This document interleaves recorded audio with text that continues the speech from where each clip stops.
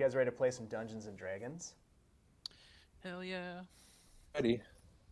Ready as you'll ever be. All right, let's start out as we normally do with a quick recap. It's been a whirlwind tour of Barovia so far. By hook or crook, the four of you adventurers have convened on a similar quest. At least for the time being, you are aligned in your path through this dark, mist-enshrouded land. The two of you that first arrived, being Mara and Marzen, being sent here on a mission to find something. Discovering upon arriving here, I don't want to give too much of your mission away because I don't even know if it's really come up in conversation, your backstories very much, but you found yourself trapped in this realm, spending time with a group of people that you came to know as the Vistani, who provided sanctuary and information and guidance to you.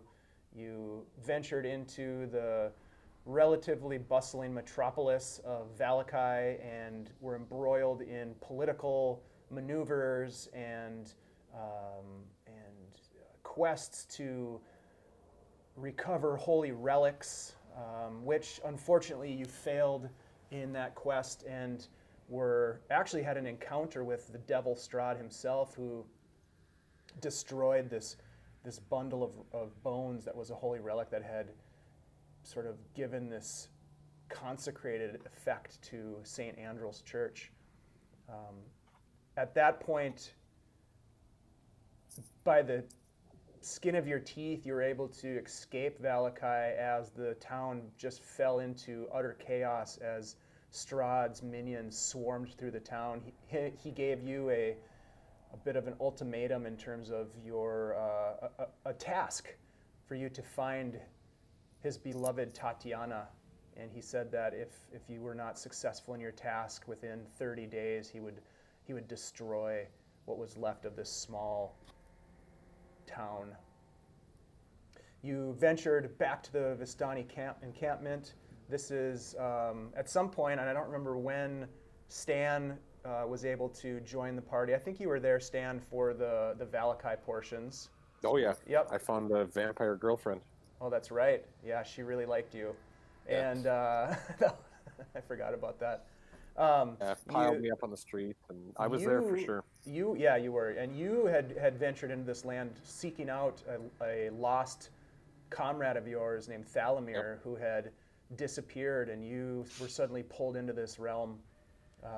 Since then, you've had an encounter with Thalamir as a sort of out-of-body existential crisis. And I still am dealing with that and Still trying to dealing figure out with if that. that was real or not, and I've Yeah. got strange grief for that whole situation. Yeah. At which point the three of you left the Vistani encampment and you were trying to find this stronghold of Argynvost Holt. They suggested that you connect with a strange crone out in the woods named Jenny Greenteeth. Seek her out, and she would help you find the long, almost forgotten path to Argynvost Holt. You sought her out, you found her. It was kind of an interesting encounter with some strange things happening at her small hut in the woods, but she was able to provide you with some good intel, some potions. I think a potion of beard growth, Night Mother's Kiss, which you used, I believe, Marzen, in the last session. And you made your way through this dark woods along this narrow, overgrown path to Argynvost Holt. As you were traveling on this path, you also discovered a fourth member of the party, that being Corben, a paladin who had been seeking out Argynvost Holt, actually having been told in his place of origin that he could seek out the Order of the Silver Dragon and lend his sword and his valor to their cause to protect what is good and light in this realm. And when the four of you made it to Argynvost Holt, you found it to be in disrepair, partially destroyed, filled with spiders and undead phantoms and revenants of once valorous Order of the Silver Dragon. You explored the compound. You met an apparition of the once glorious Argynvost himself, a silver dragon who implored that you relight the beacon of Argynvost Holt to bring light to this valley. You also spoke with one of his knights, Sir Godfrey Gwillem, who told you more about that quest and more about the history of Argynvost and the history of Strahd's war, how Strahd brought a war to the valley, and how the Order of the Silver Dragon attempted to fight him off, but was ultimately unsuccessful, and they failed in their attempts to rid Strahd from the valley. You were there because you were searching out an item that Madame Eva had foretold that you would find there, a weapon of great power. You found that the Lord Marshal of the Order of the Silver Dragons, a man by the name of Vladimir Horngard, was in possession of this particular weapon, and you did everything you could to get the weapon from him, first through persuasion, and when that failed, you launched a complex mission and plan to wrest the weapon from him.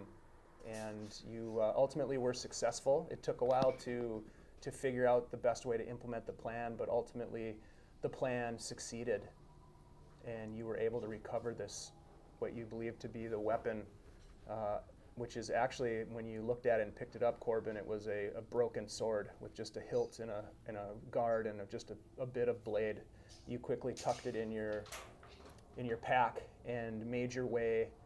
The four of you made your way after speaking briefly. Actually, you spoke briefly with Godfrey, and you swore an oath that you would relight the beacon of Argynvost Holt. With that, he brought back to life Stan, who had previously died. He raised Stan from the dead, and you exited the compound of Argynvost Holt and made your way to outside, where you discovered that there was a winter blizzard had moved through, and there was 6 inches of fresh snow on the ground.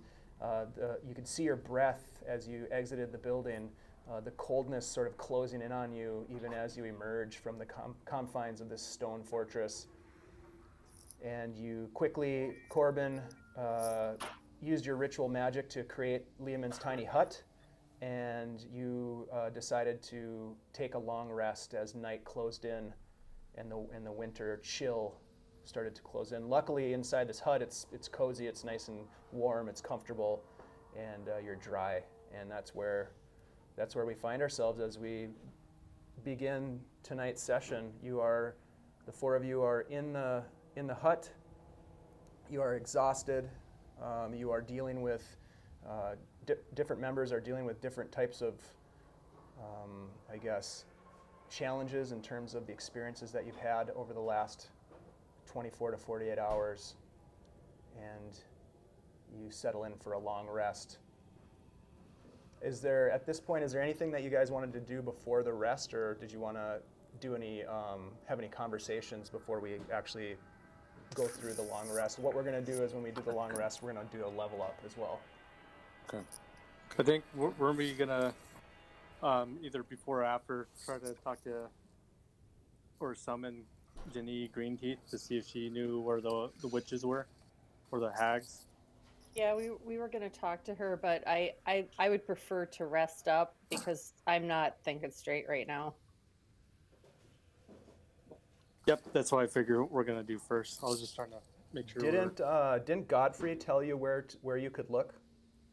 Yeah, but we don't know where that place is. Got it. It was started with a B. I have it written down someplace here. Berez. Berez, that's it. But we don't know where that is located. Got it. So That's right. So it was Marzen's idea to ask Jenny.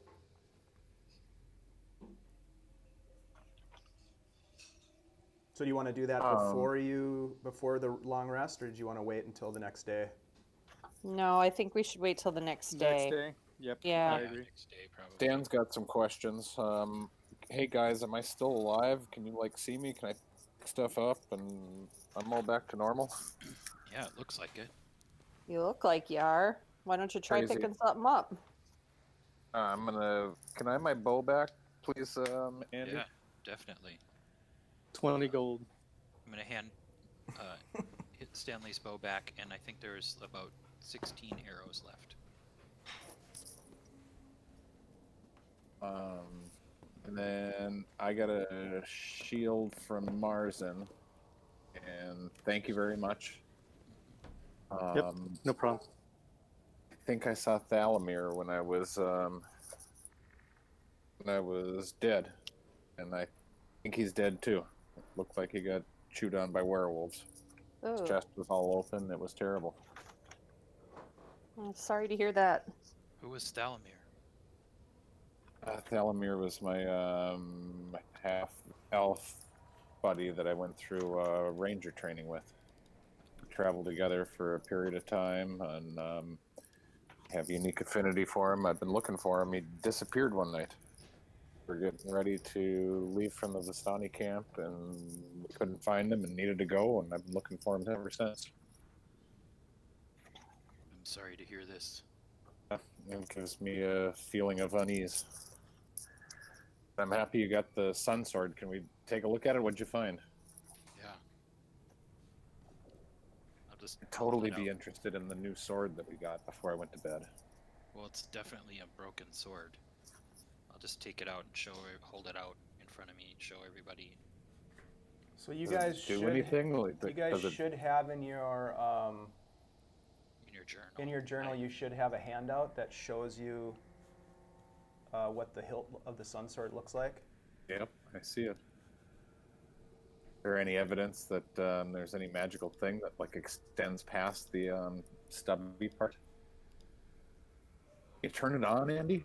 Someone had it. Andy I could has take it. a look at it. Yeah, Andy, or Corben. Corben, if you take a while and look at it, you might be able to figure out what it is. Right.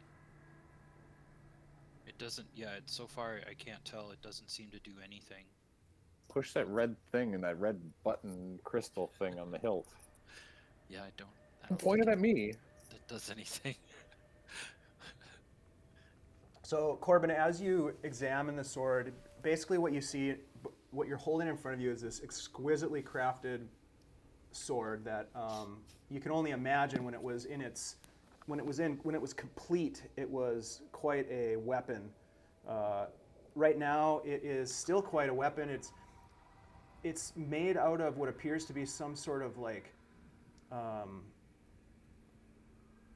don't know, like platinum, like a really fine, strong steel material. A lot of detail work, as you can see, like the wings of this sort of eagle harpy kind of creature. Even the leather lashings around the actual hilt, the grip part of it is in good shape. There's no buttons or anything. Those are the jewels that you see are simply decorations. And you get the sense that this is a very powerful item. I mean, you can almost get like a sense of vibration from the weapon as you hold it in your hand. Is it the power that you describe, Dave? Is that something that only Corben can sense, or Yes, can we currently. all sense it? Currently, Okay. only he can because he's the one that's holding it. But if I were to hold it, would I sense the same thing? Correct. Okay. Try it. Pass it over to Mara. All Yeah, right, I thank you. I'll give it This is tomorrow. a beautiful, beautiful piece. It's incredible. Definitely some kind of powerful relic. I think Corben, it's you the best one to wield this? You're the best one Yeah. to carry it? I was just gonna Or you- say, I think it's in the best hands. That's for sure. Here you go. Yeah, Here you're you go. pretty handy back there. I will carry it. I think that being that Strahd wants this, I think we should keep it hidden. Yeah, Yeah. agreed. Make sure this gets flashed around anywhere. What do you think, Marzen? Corben the best one to carry it? Do we have any way, any sorts of bags? I'll We hold all on have to it. packs on, don't we? Yeah. I think if you carry it, you should definitely study it during this rest and see if you could figure out more about it. Because if it's Right. it's supposed to be this powerful weapon, so we need to know what it does.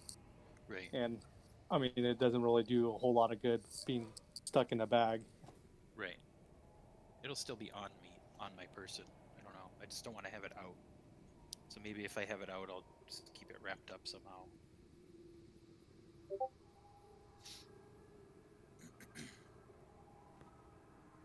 So are you gonna study it too while we're resting up? Yeah. All right, sweet. Definitely. All right, so Corben, you're going to spend some time examining the sword and sort of just trying to try to get a sense for what it might be used for or how it might be used. Is there anything else that you guys want to do before calling it a night here? Any other conversation or things that you want to discuss from what happened? Actually, I've got a question about when we were sort of picking up random things and Marzen grabbed that shield. I grabbed a long sword. Was there any special description on that long sword that I picked up? There was not. Okay. It's a pretty nondescript, well-made longsword. Okay.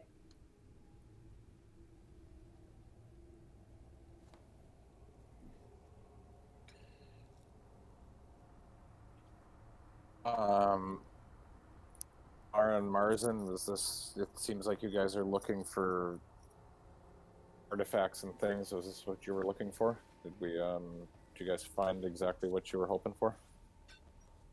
We'll find out. I think Yeah. Corben's gonna be studying it. Okay. I don't have anything else before resting. Okay. Do you guys want to do you want to just all crash after this, or do you want to have a watch, or is that important to you guys right now? I think it'd probably be wise to set up a watch. Just someone stay up and we'll go in shifts. Yeah, it's never a bad idea to keep our eyes peeled. Me having just been awake from the dead, I'm not a reliable first watch. That's alright. Well, maybe you should go last or something. Mhm. I could stay up and go first if you guys want. Yeah, I'll go whenever anybody, whatever order we want to go. That's fine with me. All right, so we're going to go Corben. Who's going to be second? I'll go second. Okay, Marzen. Mara, then Stanley. Okay. All right, so everybody, you can see the wind kind of starting to pick up around you outside this hut, and the snow is starting to sort of drift up against the edges. It's kind of interesting if you were looking at it from the outside, because you can't really see the hut, but you can see the snow kind of being blown up against one side of it as the wind picks up and it starts to snow a little bit more. Not a super huge thick downfall of snow, but certainly a snow is falling, and it's something that you guys haven't seen in a long time, if ever. I don't know where you would have come to know snow. But anyhow, Corben, as everybody falls asleep, you spend some time examining the sword, turning it over in your hands, and basically kind of holding the heft and kind of the weight of it in your hand. And you start to get this sense of how this could potentially be used for your quest, for the oath that you swore, the mission of the Silver Dragon. You can just kind of see this in your mind's eye, you holding this sword and using it to cut down Strahd. Even though you've never seen Strahd, you just kind of see this dark, sort of shadowy figure, but you definitely get the sense that this sword could be used against him. You also sort of in your mind, you get this sort of, I guess, a feeling comes over you that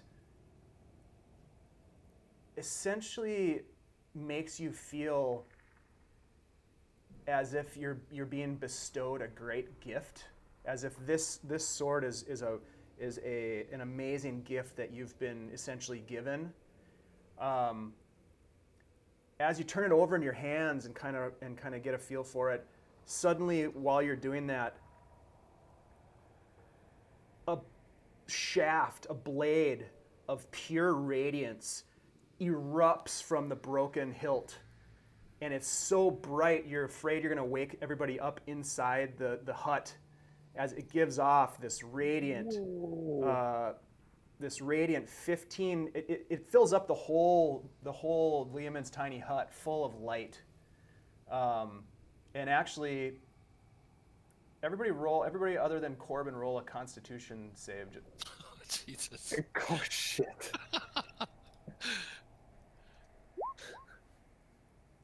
Mara, you wake up right away. Like you can't see anything because it's so bright inside this, and you get this sense of sunlight blazing down on you.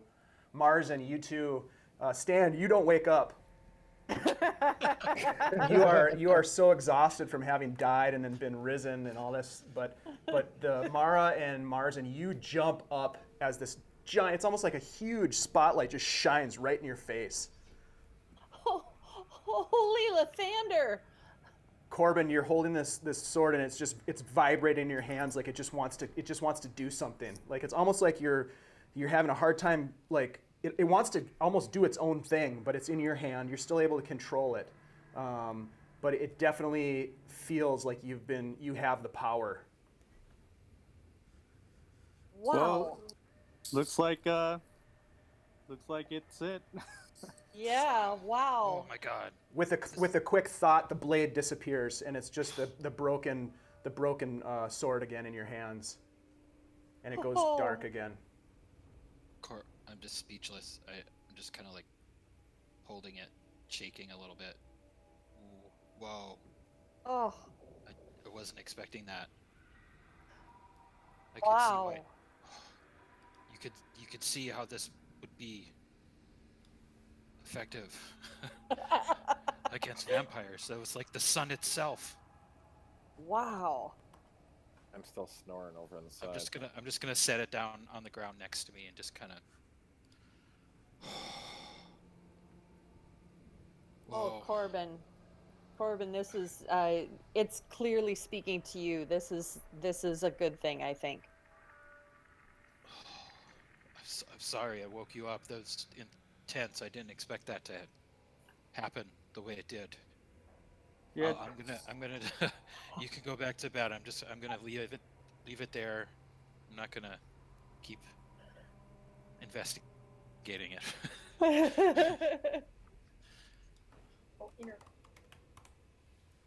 Okay, so do the rest of you try to go back to sleep then? I'm gonna try, but it's gonna be hard because I feel like I've seen something, something holy. Yeah, exactly. I mean, this is like right up your alley in terms of the sunlight. You had the distinct sense, Mara, that was the sun shining, like a star, like right in this little hut of yours. Yeah, I'm not gonna have it on the ground, and I'm gonna lay it on my blanket, just so it's not, Give it a pillow. getting dirty and all that. Yeah.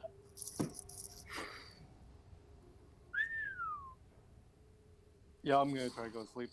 Okay. Marzen, you're able to fall asleep, no problem. I mean, you're obviously you were surprised, but it's been a long couple of days, and you fall asleep exhausted. Mara, you can kind of make a decision on whether or not you stay up or not, and that's fine either way. I think eventually I fall asleep, but it does take me a little while because Okay. that was pretty incredible for me. Yep. All right, so you're pretty blown away, Corben, at what just happened, but I would like you to roll a perception check for me for your watch. Okay.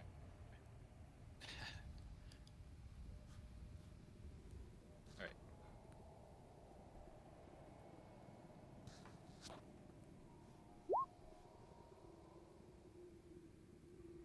13. Okay, so as you sort of come down from your sort of this excited state of mind, kind of buzzing with energy. You look out outside past the security of the tiny hut, and really it's hard to see too far because the snow is falling. It's dark.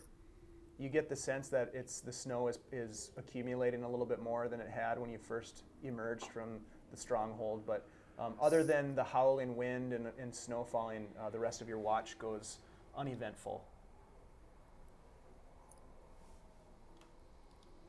Okay. I'm just gonna spend a little time making a prayer to Sylvanas,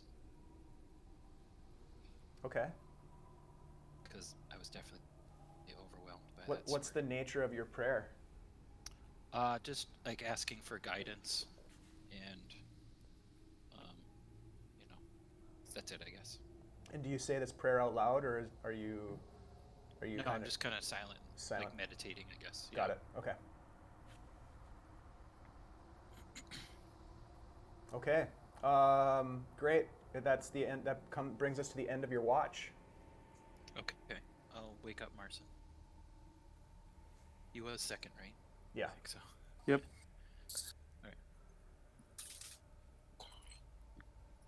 All right, Marzen. So as Corben wakes you to relieve him from his watch, you sit up and you take over. Is there anything you want to do while you're on your watch? Just kind of sitting there and watching, kind of looking out and thinking about what brought me to this realm in the begin with, and the mission at hand that I have.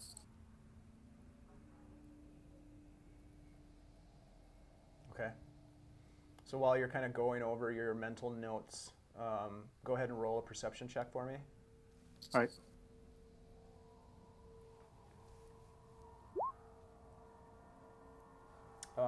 Do you I'm have? killing it with these rolls. Do you have? For some reason, it looks like you have advantage turned on.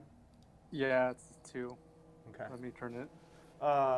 Yeah, you have a hard time focusing on what's happening outside the hut, but you're not super concerned. You know, based on your knowledge of this spell, you feel pretty secure and you're not super worried. And not to mention that your vision and your auditory senses are pretty obscured by the conditions outside. So you don't notice anything during your watch. All right. Anything out of the ordinary. And that brings us to the end of your watch, and then it's Mara's watch next.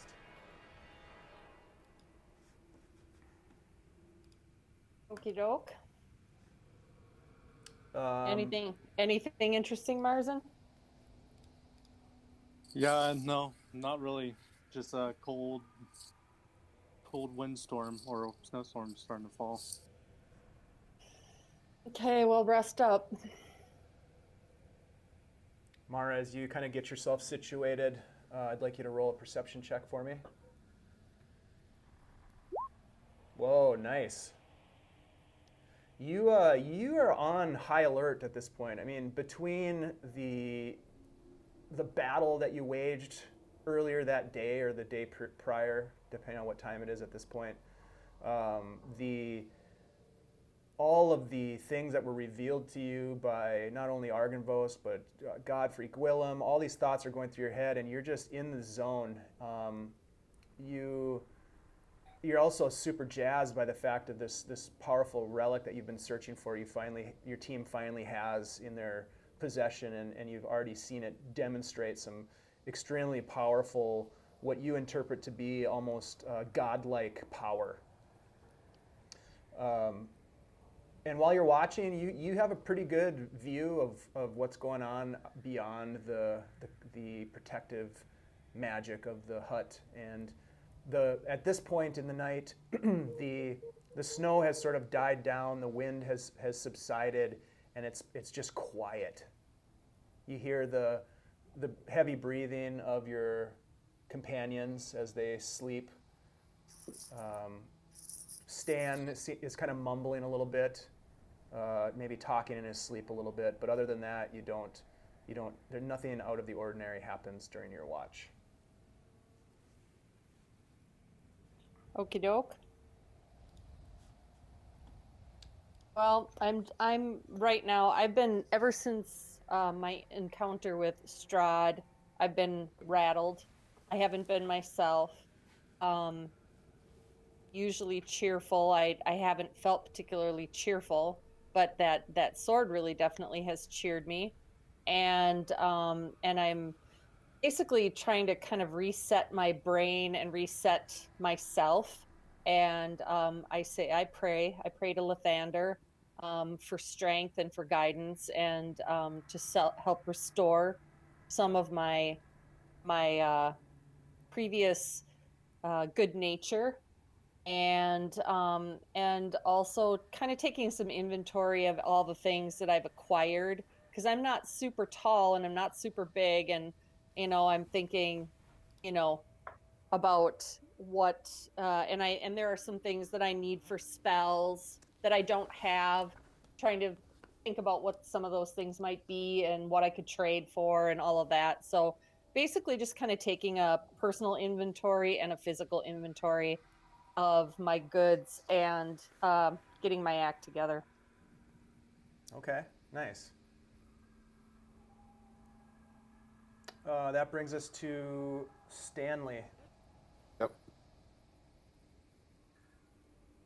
I wake up and try to figure out what time of day it is. I can see at night and say, "Oh, geez, it's been snowing like crazy outside." Yeah, when you wake Yeah. up, the snow has accumulated, but it's the wind. It's kind of died down. It's kind of still out there now.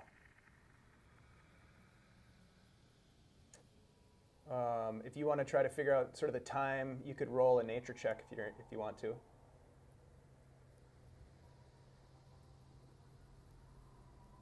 Nature, that's different than survival. There it is.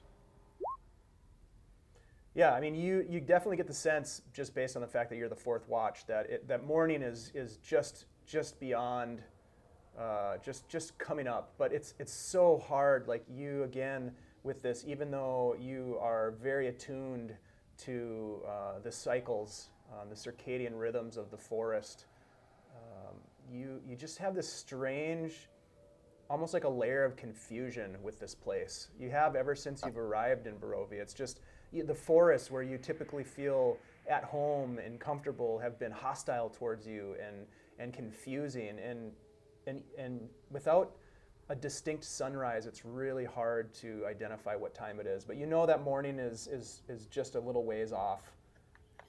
Okay. It's a little bit brighter I'm gonna outside than it tell- was when you went to sleep. I'm going to tell Mara that don't be alarmed if I'm not here when you wake up, because I'm pretty sure that I can leave the hut, and I might take a trip around and check the perimeter before anybody else gets up. Don't be All right. alarmed if I'm not here when everybody else gets up. Please reassure them I'm close by, watching out. All right, I'll holler if I need any help.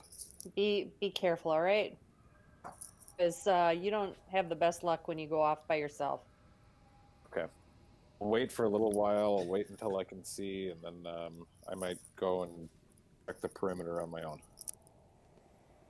Okay, so first off, roll a perception check for me before you depart.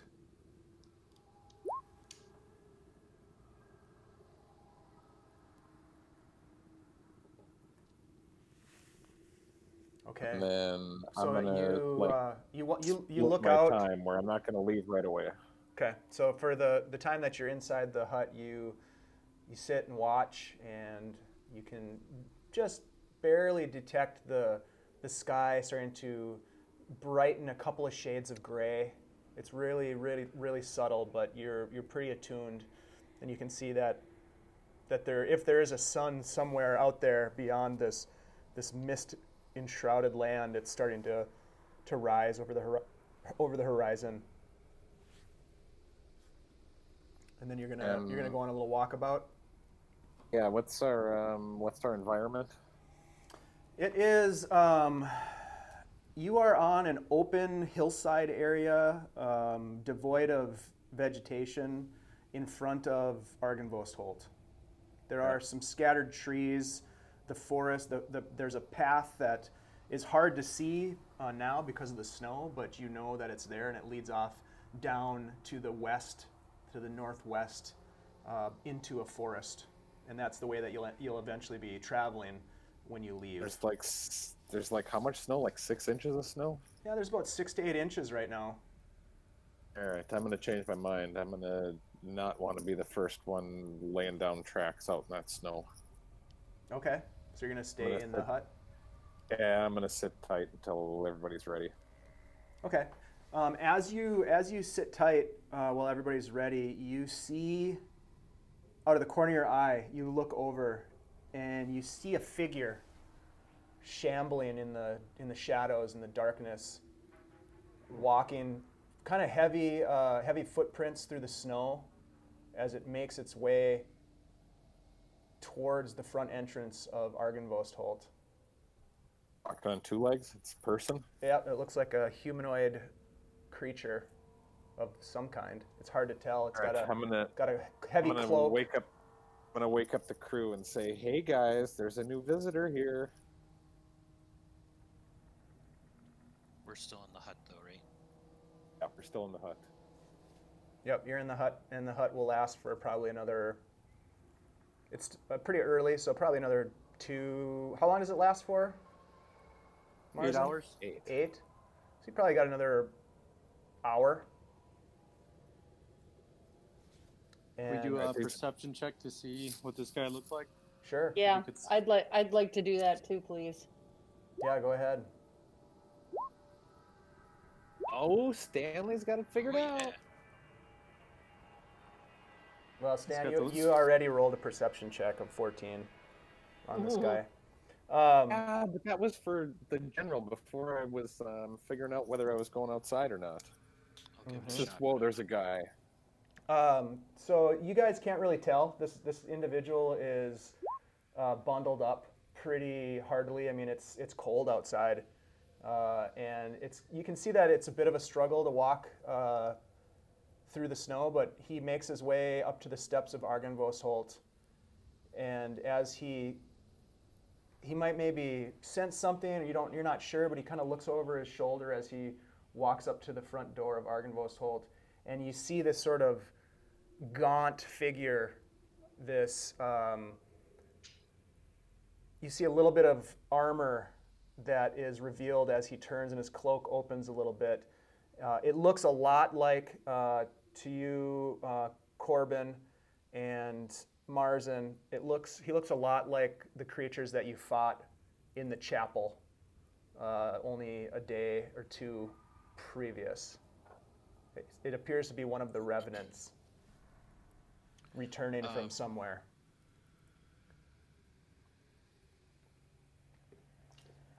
And as he turns back, he walks into Argynvost Holt and disappears.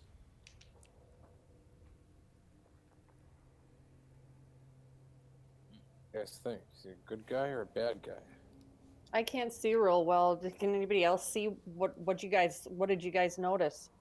I thought I saw some armor. Dave, how far away is the entrance to Argynvost Holt? From the hut?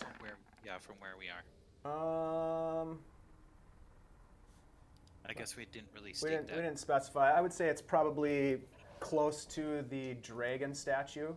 So I would say that puts it at about Would I be But within? I- Sorry. 10, Would have 20, 30, recommended 40, the wide of the dragon statue.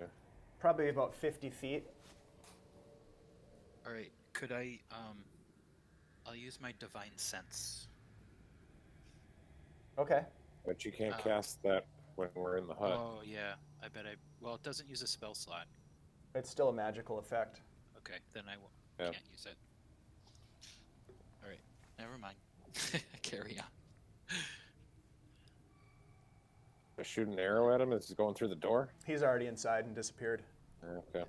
It looked like, one of those ones we fought before in the chapel. That's odd.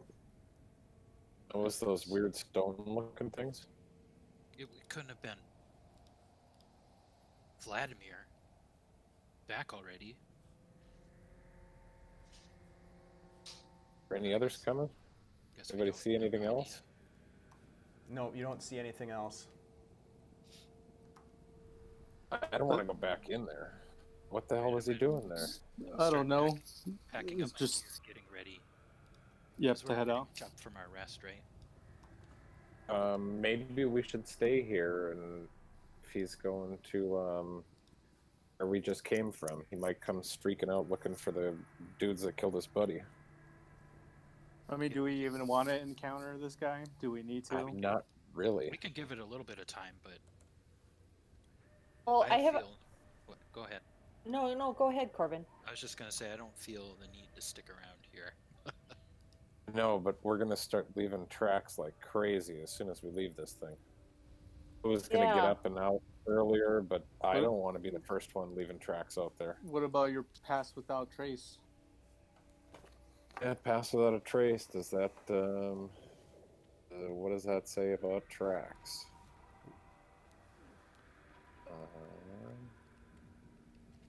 Dave, can we level up before we get serious?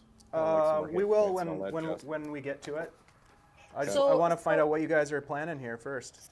So guys, I've got a thought, and just before I say what I'm about to say, I'm in just as big a hurry to get out of here as you guys are, but it might be useful for us to know if this is a pattern. If he leaves at a certain time and comes back at a certain time, and that might be useful information to us because we encountered the guy on the road, and it just seems odd that they're leaving this place and then coming back. What are they doing while they're gone? And it might be useful for us to know, if he's leaving every day. Is is it just this one, or are there Right. others? Well- And so, I'm just gonna toss out the idea of maybe sticking around here for the next day just to watch and see what the movement is in and out of Argynvost's hole. Every day we wait, though, is a day that we have less to save the city. That's true. I like I said, True. I'm in just as big a hurry. I just thought I'd toss it out there as a possibility. Right. I'm up for finishing this long rest than getting out of Dodge. Yeah, sir. And pass without a trace does say a creature that receives this bonus leaves behind no tracks or other traces of its passage. I'm pretty sure that if I cast that for us, we could get out of this hut without leaving tracks or other traces of its passage. That's great. Willem did say that his knights were kind of like constantly trying to find their way back to Argynvost, right? I think he did. Yeah, So, I don't that could've remember, been but one I'll of them. trust your memory on that. Yeah. It could have been one of them. It could have been something else. I just, I feel like I don't want to be drawn back into that place right now. No, I'm excited to leave. I don't either. I was just more thinking about if we knew if there was some kind of pattern, or if Yeah. they are heading in one particular place or whatever, that might be useful. But if you guys are feeling strongly that's not going to be worth our effort, then I'm good with getting going too. Okay, yeah. I say I'm we interested finish- I'm interested to hang out until the hut holds. Then we'll Yeah. bolt after that.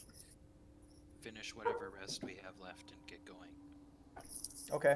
So as you Dave, yeah. Dave, I'm sorry. I do want to prepare different spells during the long rest, but it's gonna sort of depend on the Yeah, you do that after on the long on rest. the leveling up piece. So Correct. Yep. Yeah. So just hold tight on that. Yeah. Okay. All right.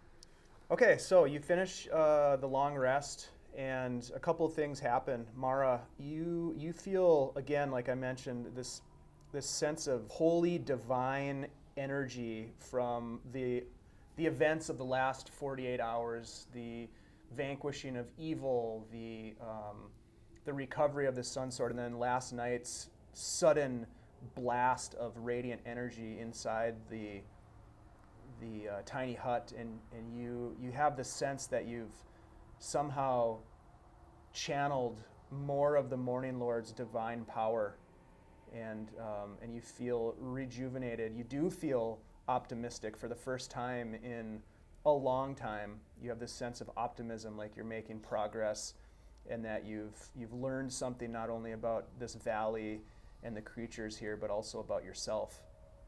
And so, as you sort of come to realize this, you can start going through the mechanics of leveling up.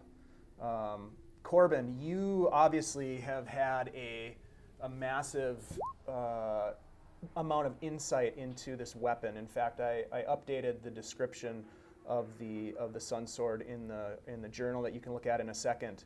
But as you sort of come to realize that you have this new sort of responsibility, you have sworn this oath to defend and really allow the souls that are trapped within this realm to free themselves, to go upon the natural cycle of life that the Forest Father, Sylvanus, is so representative of. And so you feel this, again, this sense of responsibility towards the oath that you've sworn to Gwillem, but also to this new group, this group that you've fought with now.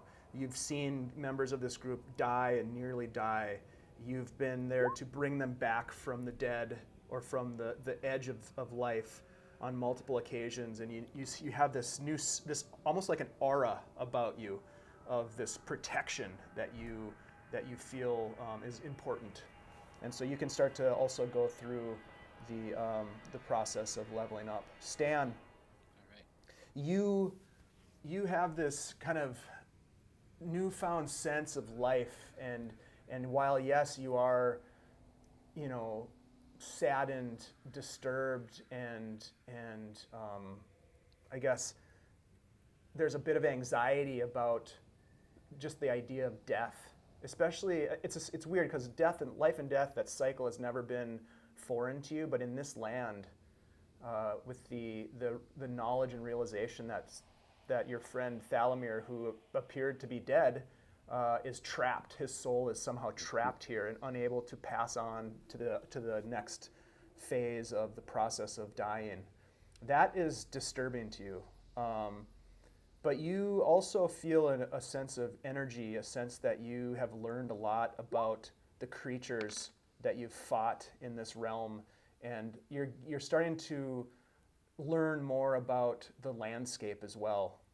And you're starting to feel a little bit more at home in this strange world, although even that idea of feeling at home here makes you a little bit sick to your stomach. But you do sense that you are gaining some really important knowledge about this land. And so you can start to also go through the process of leveling up. Marzen, you also feel a sense of energy, a sense of optimism. You wake feeling as though you have a new wave of magical energy has kind of flowed into you. You feel a sense of the ability to hone your mind and to really try to lock it down as a place where other creatures can't penetrate, to disturb or to influence you. You have really built a sense of a foundation and a sense of a security around your consciousness. And you also feel, after the last couple days of battle, although you weren't necessarily directly engaged with the creatures that you were fighting, you were able to really get an idea of strategy and tactics, and you feel a sense that you've learned something about how combat how you can use combat to your favor in a more effective way. And so you can start to also go through the leveling up process.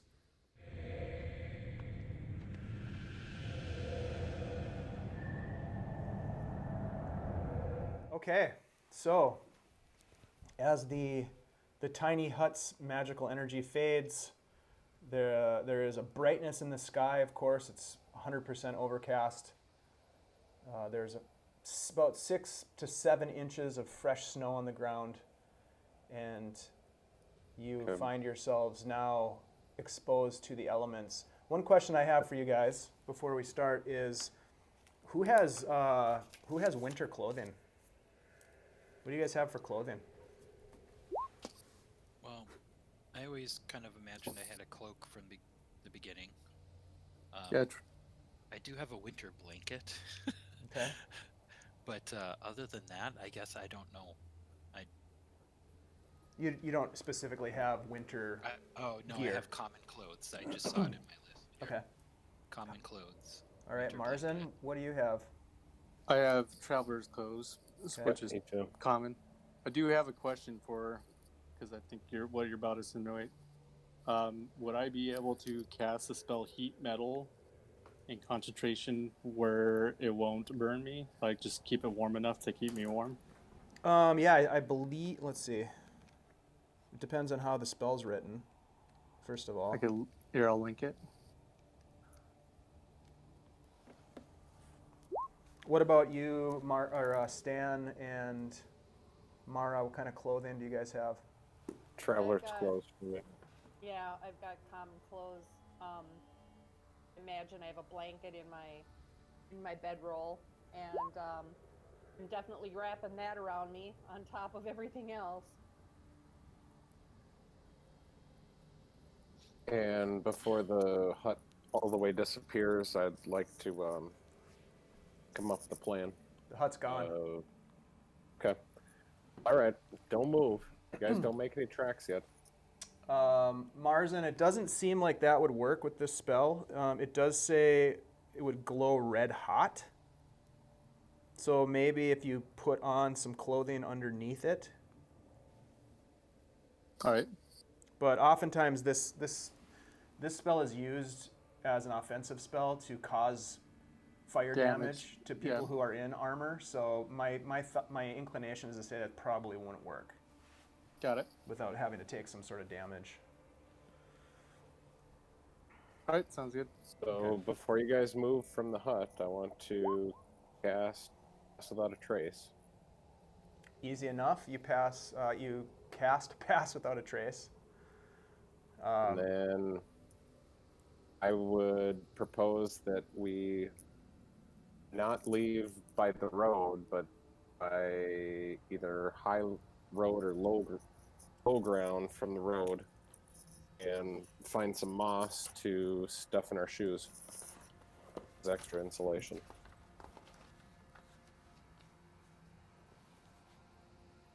I'd like to use my favored terrain as mountains or forest and forage some moss. Stay off of the main road for a little while, watch behind us, and get out of Dodge.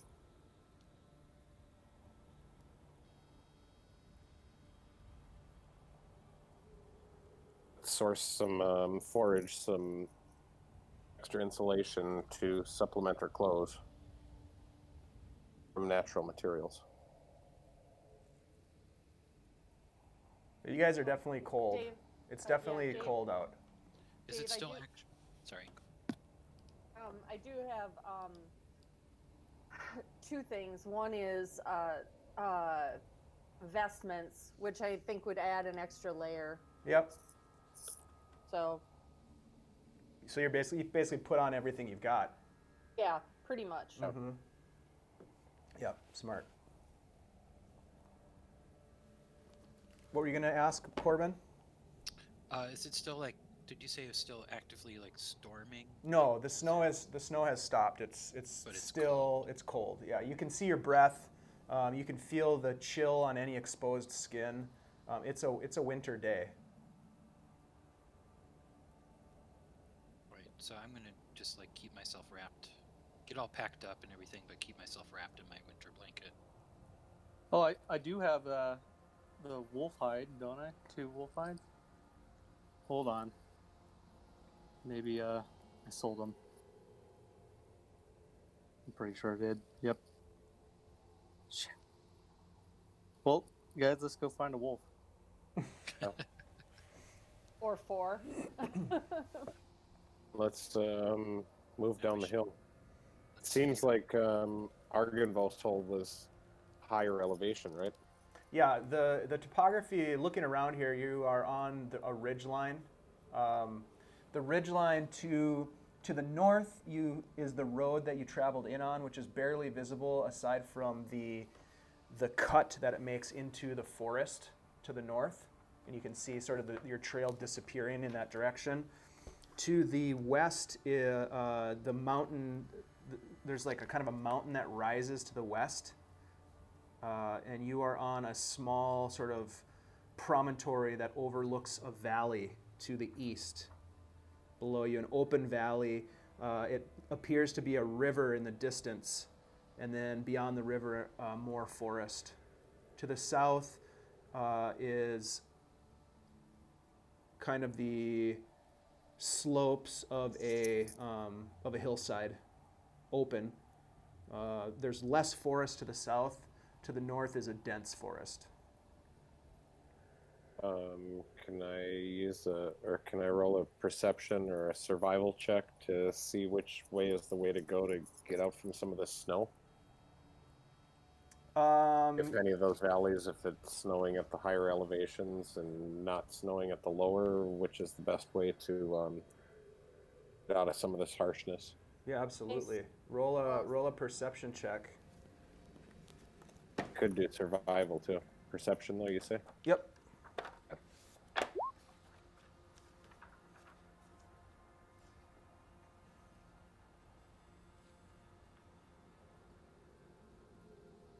And you get to double your proficiency bonus on this roll because you're using a wisdom-based skill.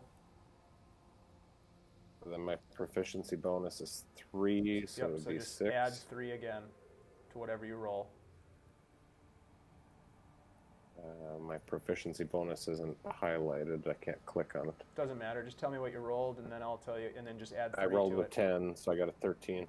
Yeah, so you can. I mean, based on your knowledge of the forests, you're aware that forest covered and trees tend to protect a bit of the landscape from the accumulation of snow. Certainly, it protects the landscape from wind and the force of drifting snow. So you have a sense that travel in the forest might be easier than travel in the open areas where snow tends to accumulate at a little bit faster rate. That was to the north, was the forest? Mm-hmm. That was the way we came in, right? Correct. Stan, if we're gonna call for Jenny, we don't know what direction we're really going in yet. But I do think we should get under cover before we call her. Yeah, let's get out of here and let's get organized. So to the north into the forest, liable to run into less snow. We got their stuff to number 1, make a fire. Number 2, obscure a fire. That north kind of looks appealing. Just got a better idea. We aren't leaving tracks. Kind of agree with that. I mean, we could light a torch to keep warm. How many torches do you guys have? I have 10. Got 9. I've got some. I have to look it up though. 10. I've got 10. I didn't write how many come in In a pack, I think. Yeah, I don't know if it has. I have a scholar's pack. I don't even know if there's. Yeah, you'll have to I look used that up. one when I was I'll find out. Kind of light arrows. Mara, I'll how see. many torches do you have? 10. 10 torches. Okay. But, one school of thought is you get moving, you can make some heat energy. Oh, We let's should get probably moving. Yeah, Moving. let's get moving. I'm all right with that. All right. So you guys gather the rest of your belongings, shoulder your packs, tighten your cloaks and sort of whatever clothing you've been able to put on and bundle up as best you can. And as you walk across the snow, following Stan, you you look down and you can see that you're basically walking on top of the snow, not sinking in and leaving no track at all.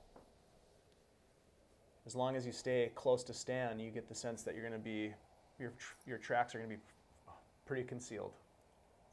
Pretty cool. Yep. So let's find a spot to regroup and Sarah Greenteeth on the phone. It takes you some time, but you're able to make it to the edge of the forest, following approximately the route that you took to get to Argynvost from the forest, although it's difficult to follow the exact roadway.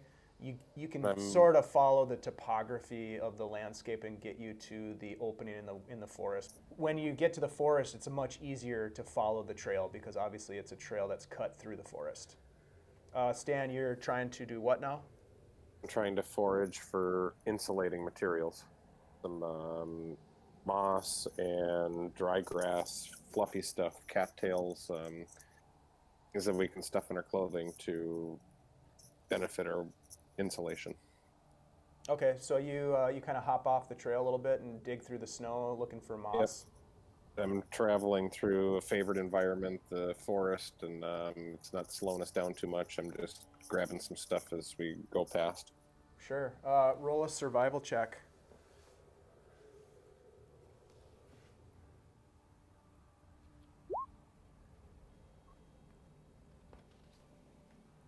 Oh yeah, no No. problem. You're able to find enough moss. What are you trying to do with the moss? Like stuff it in your clothing? Yeah, and for other people too. Okay. I'm going through and I got like armloads of this fluffy whatevers and moving quick and not leaving tracks. You're able to find enough moss and duff and leaf litter to essentially provide 6 people worth of insulation to stuff inside their jackets and their clothing if they want to. I kind of pass this around. Hey, if you got any room in your boots, you got any room in your vest, hook yourselves up a little bit. It's the best thing to down insulation. Thanks, Stan. Yeah, I will use that. Yeah, I'll do it. I don't know. Is it practical to be doing it right now? Well, probably better than before our feet get too cold. At least the shoe part. Yeah. Stan would probably say, "Let we find a spot for cover," and I got pick as much as I can carry, and then we find a nice sheltered spot where we got some camouflage going on around us. A Well, bunch of balsams or something, and Yeah, if it does get take too this, stuff it in your jacket. if it does get too cold, if we need to set up camp, the temperature in my hut stays warm and comfortable. So it's like if we get to a point where we're freezing, we could kind of warm up for another 8 hours All or right. however long we need to. So as you guys Oh. finish up making your way to the forest, you're stuffing duff and debris and moss into your clothing. Everybody roll a Constitution save for me with advantage because you've got some additional insulation from Stan's foraging.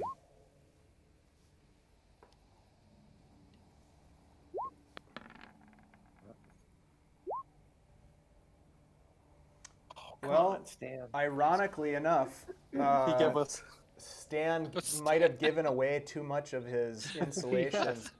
It's not how it works. Such a generous guy. I'll Stan, be right back. the winter cold really seems to bite at you, and you gain 1 level of exhaustion at this point because of the cold, which means that you have disadvantage on ability checks. Something I need to put on my character sheet. How does exhaustion work? Come on, Flint, to help me out. You just need to try to remember need that to you have disadvantage on ability checks. Okay, so you've made it to the forest edge, and you have stuffed your pants and cloaks, and you continue on your journey. Stan is cold. Together, Shannon. Now, if you recall from when you came into Argynvost Holt, this is a pretty narrow trail. It's fairly overgrown. It's easy enough to follow. Stan is adept enough in the forest to be able to follow the trail. That's not a problem. But now with the Should added make our bit way of back onto the snow, trail. there's a bit of it's a bit of a challenge. Definitely an added challenge from when you came in. What is the marching order on this narrow trail? I'm assuming Stan is in front. Is that a safe assumption? Dan was in front, but since the exhaustion, he's just about saying, "Hey, Corben, if you wanted to take point, you probably could." Well, I'll definitely be right behind Stan. It's a preferable spot for me, and then 2 people behind me, I guess. Stan doesn't Right, want to take point, he said.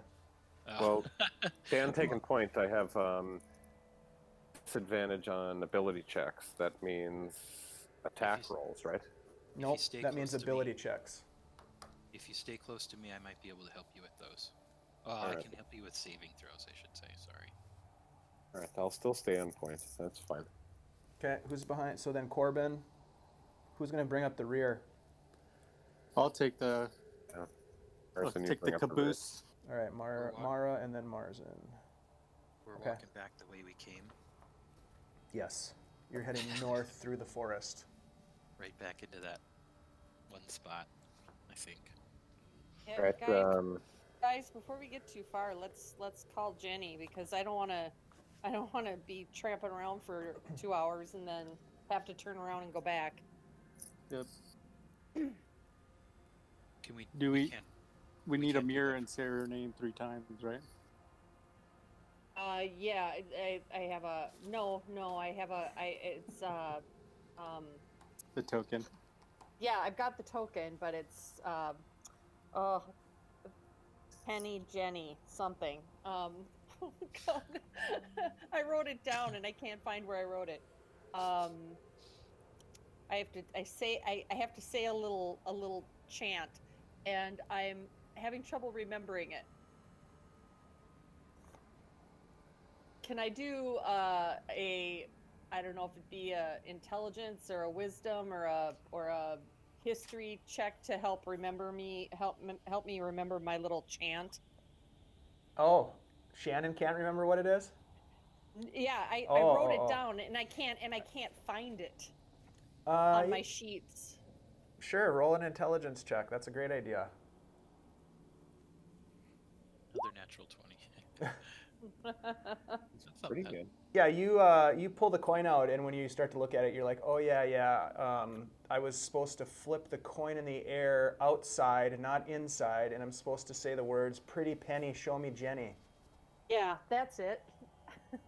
Okay, Such a so good memory, Dan. you guys ready? So, Yeah, I mean, flip what are the we- coin, what are we coin, gonna and ask her? pretty What are we gonna- penny, show me Jenny.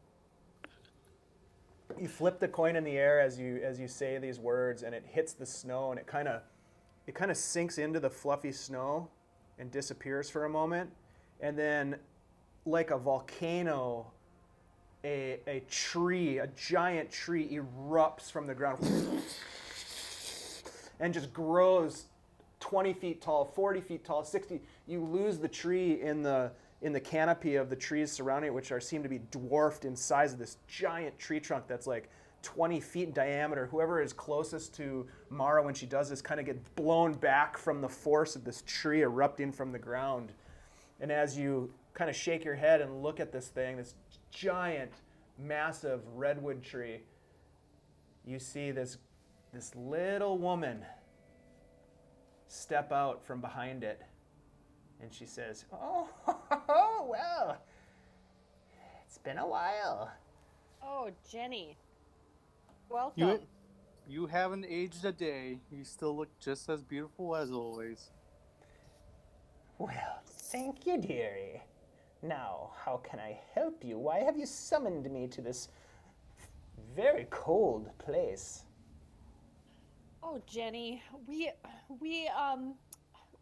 appreciate the help that you gave us before, and we're looking for the direction, and we need some more directions. And since you gave us such good directions here, we thought maybe you'd be able to help us find the directions to Berez. As you're talking, she's kind of walks towards the group, and you see she is got this greenish, tattered, almost like moldy looking dress on, and she's her long fingernails and with these kind of grotesque broken nails on the ends, and this her face is long and a long nose and messy hair, and she's got this cane, this small wooden cane that she kind of walks around with, and she's listening to you, but she's looking at Corben, and she comes up to him, and she takes her cane, and she just kind of taps it on your chest. Who is this? You have a new one. My name is Corben. What is your name? Well, I'm Jenny Greenteeth. And she gives you this big smile, and true to her name, her teeth are it's just a mess in there. And they're chipped and broken and just tartar buildup everywhere. Some of them are missing. And she's Hey, Jenny, take it easy on Corben over there. She has this, as she's close to you, you see her skin is kind of like yellowish, and you definitely smell decay when she comes near you.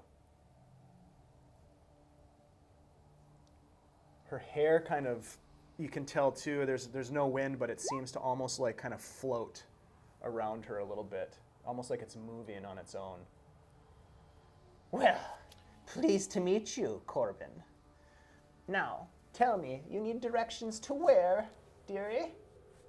Perez? Well, why would you want to go to Perez? It's a terrible place. Oh, the wind is speaking to us, and that's where we need to go next. To what end?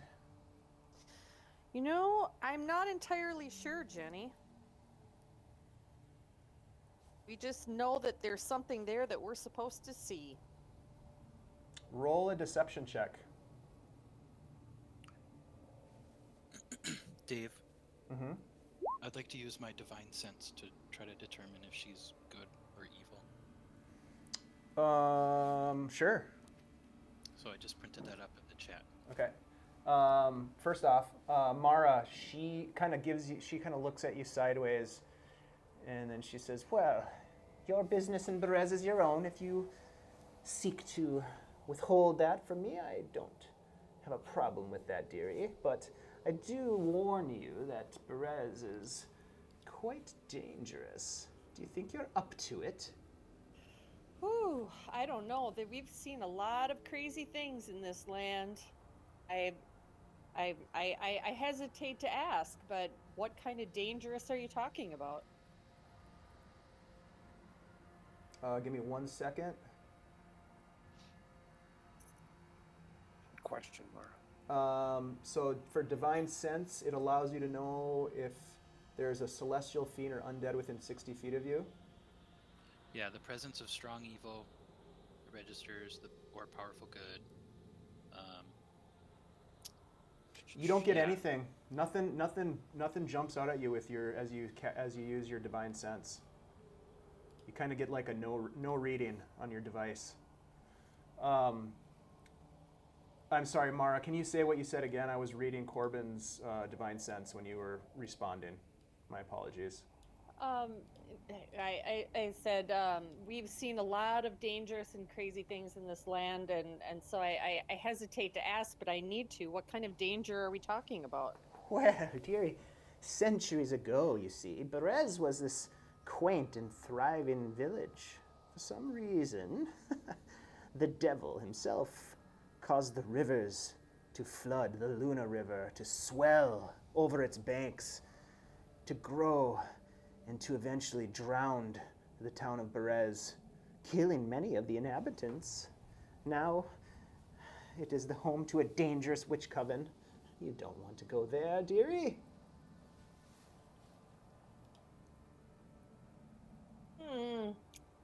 That's interesting. A witch coven, you say? Is that would that be a traditional 13, or is this just a whole community of witches? I'm curious because I've never seen such a thing. I couldn't say how many there are, I'm afraid. A coven is a coven where I come from. Who knows? Sometimes they're big covens, sometimes they're small. I guess it depends on how well they recruit. Oh, you cracked me up, Jenny. What, what direction are we headed in the right direction for this place? Well, yes, of course. You need to head north. I mean, it depends on if you want to take the roads to get there or if you want to traverse the wilderness. Oh, I'm not sure. Are the directions different? They certainly are. What kind of Okay. wilderness? I think roads are always good to stick on. Yeah, that's probably the best idea. Well, then I'll tell you. Head north on this road back to the main Svalich Road. You'll know it when you hit it. It's much more developed than this measly little pathway through the woods. When you reach the main road, you go east. Go east and travel, almost a day's journey, at which point you'll hit the Luna River Crossroads. Head south about a day, and there you'll find Berez.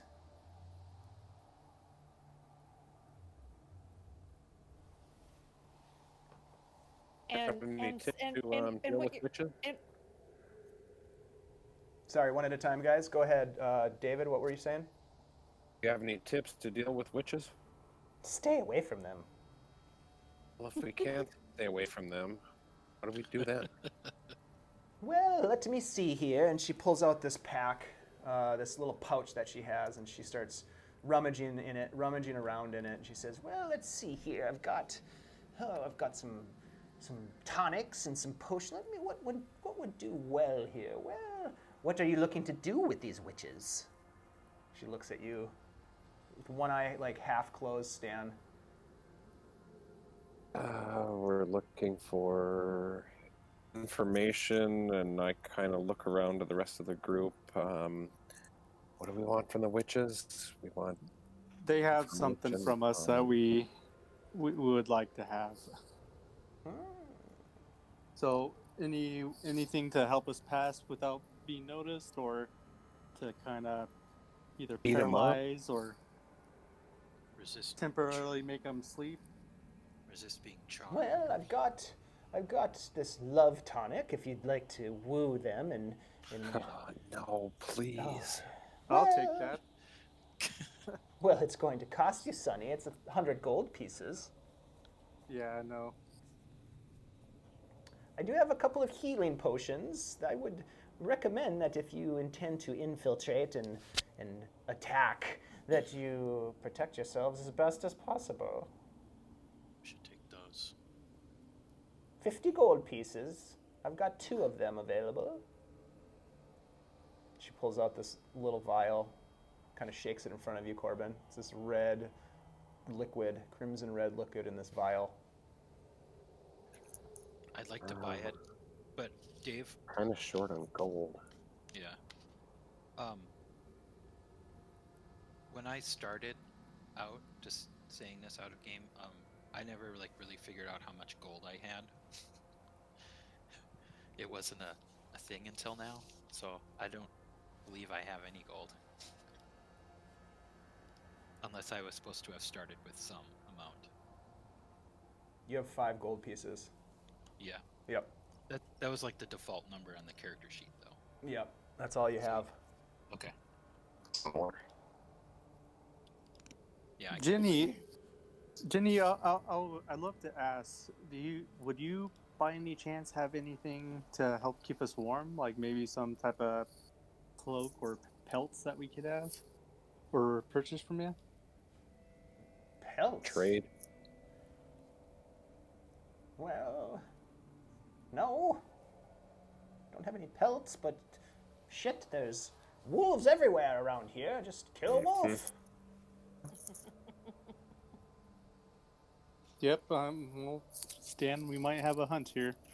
To go on. Jenny, Yes, dearie. can you please check your bag? You wouldn't happen to have a glass eye in there, would you? Glass eye. Let me see. Interesting. She's kind of rummaging around. She's like up to her elbow now in the pouch, which is physically impossible because the pouch is much smaller than you would expect for her whole arm to be inside of it. She's rummaging around, not really paying attention to you guys at this point, looking for, I don't think I have a glass eye. Well, I appreciate you checking. Thank you.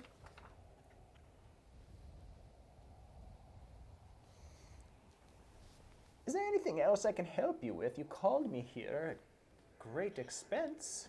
Oh, I know, and we so appreciate that you came. I have a kind of a challenge for you. Would you be able to turn this into powder? And I pull out my silver dagger.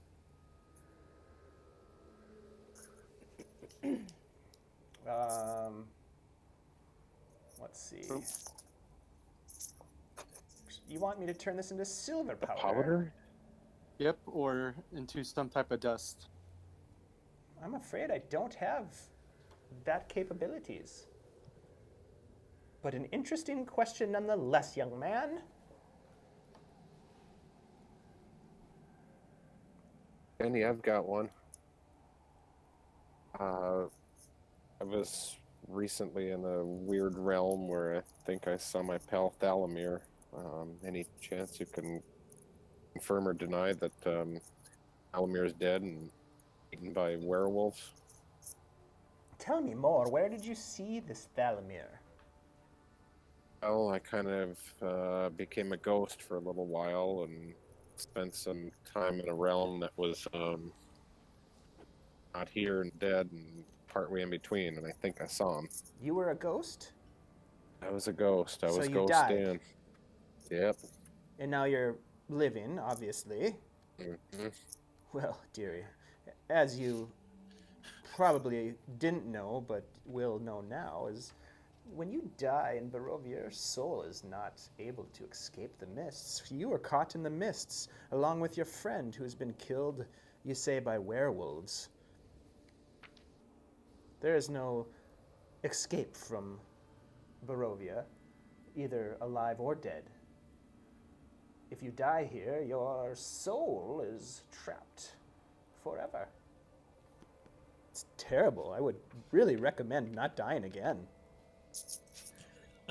I'm stuck in Barovia. What happens when we destroy Barovia and light the beacon? Beacon? Oh yeah, that's another thing, is we're thinking about lighting the beacon up in Barovia.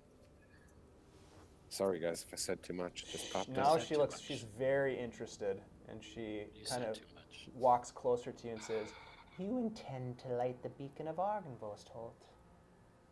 "Ah, yes, I see."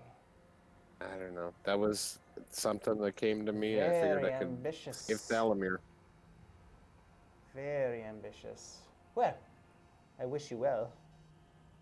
Did that save my buddy Thalamir and me? She just laughs as she walks back to the rest of the group, away from you a little bit. She says, "There's nothing that will save you from this place. Aside from destroying, well, destroying Strahd will do a bit of good, I suppose, although difficult to achieve. Perhaps there is even something greater that must be remedied, yes, remedied, to allow for a cleansing. Yes, a cleansing. Yes." And she seems to almost be lost in thought at this point. Jenny, what kind of cleansing are you talking about?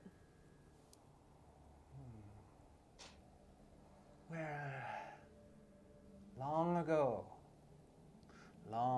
before Strahd ever was born, or even was a thought in old King Bairov's eyes, this land was the home to simpler folk. Folk who paid homage to godlike deities. Well, uncivilized folk, you would call them today. Forest folk, mountain folk, woodland folk who yes, worshipped the power and the protection of the ladies three. Yes. It's been a long time since I've spoken those words. Who are the ladies three? Well, they are no more. They have been betrayed, if you will, and imprisoned, their powers taken from them by the devil Strahd, who now controls the land. You see, this is why he controls the weather. This is why he controls the beasts. He sees through their eyes. Those No. aren't the same three that are at Berez, are they? Oh, dearie. Where were they imprisoned? There are temples scattered across Barovia that could be found, though they've been lost. The true way to free this valley, the long plan, but it's folly. Relight the beacon will do some good to the land, to your quest. Consecrating the fanes of the ladies three could be beneficial. Jenny, say that again. I didn't hear you for the wind. Yes, you must follow your instinct. Seek to relight the beacon if you can. It's dangerous. The revenants of Argynvostholt will not let you do it.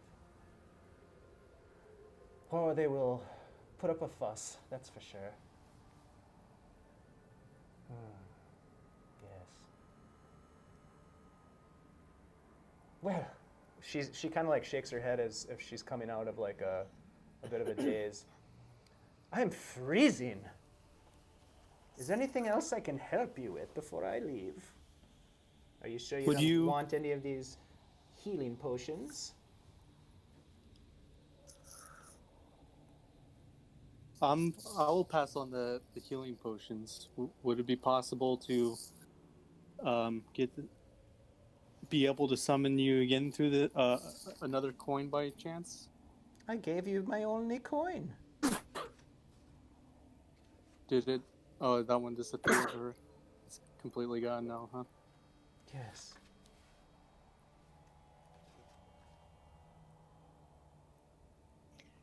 I'd really like to see you again. Any chance we can get in contact? Well, you know where my hut is. You've been there before. Come visit me anytime. I'd love to have visitors.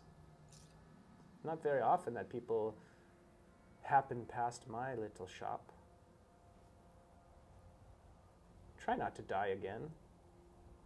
But if you do, I might be able to help. That's good. Love you, Jenny. Thank you, Jenny. You've been very, very helpful. One more question before you go, if you have a moment. I'll give you one more. Thank you. You said something about the ladies three and releasing them from their imprisonment and that relighting the beacon might help, but there was a longer road to take involving these ladies three. But you didn't really tell us more about it. Can you? I don't think you're ready for all of that, dearie.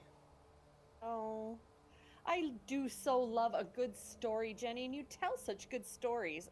Well, you come and visit me anytime, and we'll sit around sharing stories. We'll girl gab. Oh, thank you, Jenny. Well then, toodaloo. Thank you so very much. And you watch as she kind of walks back around this huge tree that now is permanently in the middle of this forest path, and she disappears around the other side of it.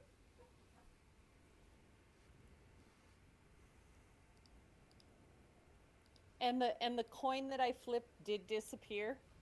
You dig through the snow looking for it, and you do not find it. Okay. I guess we head towards the main road then. Yep. All right.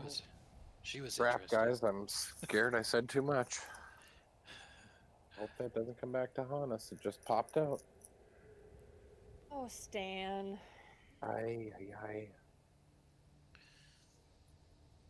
Well, you guys talk and are able to have some conversations along the way as you head north on the road. We're following the road, looking for the crossroads, and then headed south, I think. Oh, main road to the east, and then almost a day.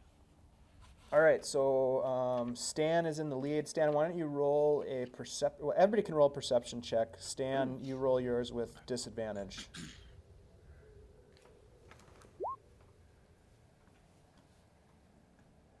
And this is just a general kind of keep an eye out ahead of you. Well, I still had advantage on, sorry. That's I right. rolled horrible anyway. Yeah. Stan still wins.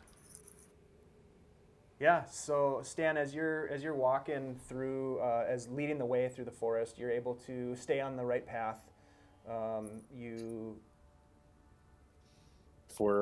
keeping your eyes peeled for, tracks and, keep scanning ahead of you to sort of see if there's anything up ahead. Yep, I'm also looking for food to munch on. If we have enough insulation, I'm going to switch my foraging to stuff to eat. Okay. We're traveling in favored terrains. Roll another, yeah, I know that. Roll a survival check. I think I still have disadvantage. Yep. You don't find anything as you're walking. Your stomach is grumbling a little bit, but you don't seem to find any food or anything like that. Of course, everything is covered in a little bit of snow, if not a lot. Well, Stan, I got some meat, some wolf meat still. And I've got some rations too. I'm still doing pretty good on rations. So you make it to about midday, and you can keep marching, or you can stop and have, eat some food and rest. It's up to you guys what you want to do, but it's about midday at this point. How long does Pass Without a Trace last? 1 hour. Concentration up to an hour. We're probably out of Pass Without a Trace. We're leaving tracks again. Yep.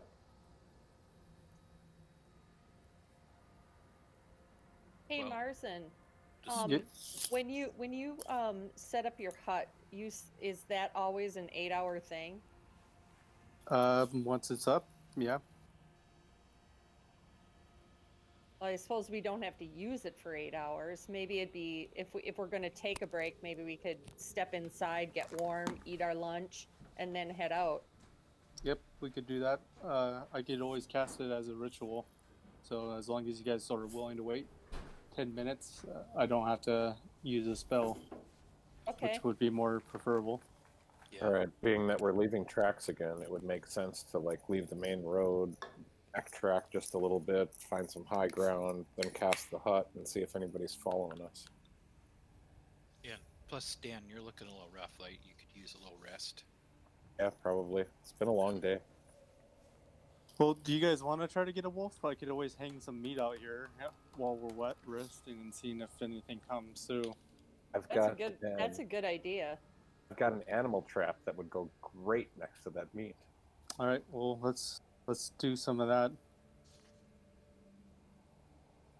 We're gonna hang some wolf meat not far, probably right along our trail. Yep, I think we should. What about putting a torch underneath it? That way it kind of sizzles and some smells will kind of go.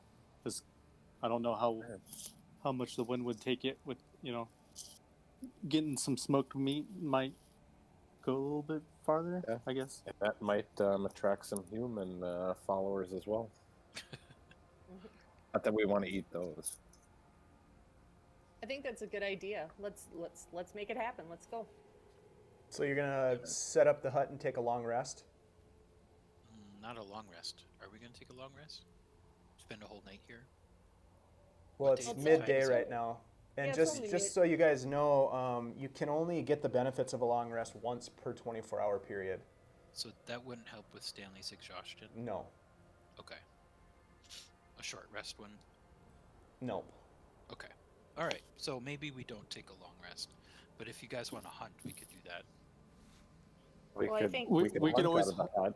We could hunt at night too on watch. I think that might be a better, because say if we keep moving, then we want to go. If we're gonna take watch, we could just set up a trap and a torch, and be able to see it.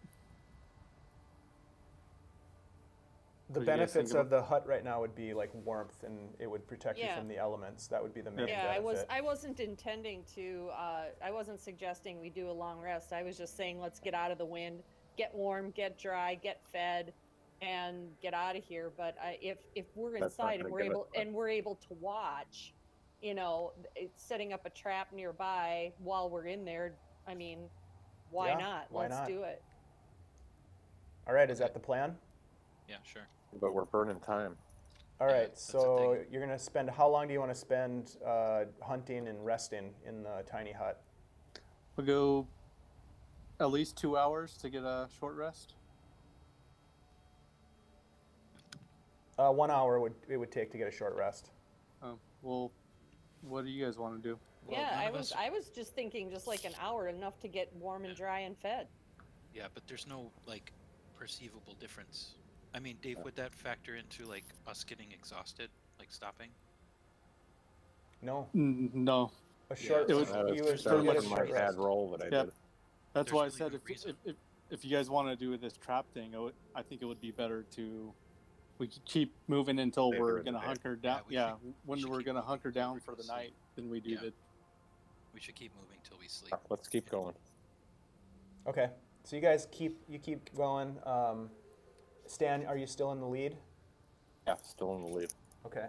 Go ahead, everybody roll me a perception check. Stan with disadvantage.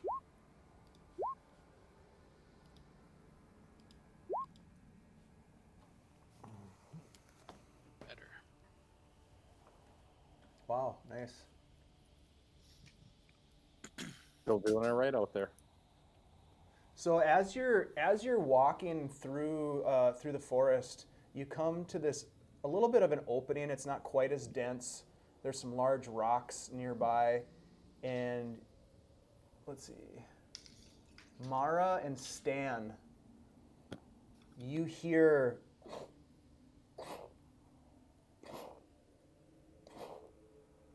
like crunching footfalls in the snow. Very faint, but you hear them. And they seem to be ahead of you.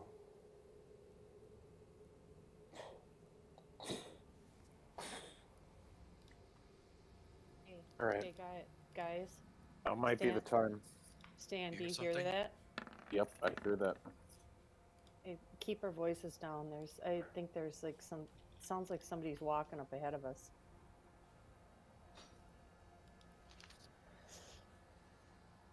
All right. Dave, how far have we gone? Hiked a couple more hours or not as much? Yeah, another hour or so after you stopped to decide whether or not you're gonna hunt. So it's just a little after midday.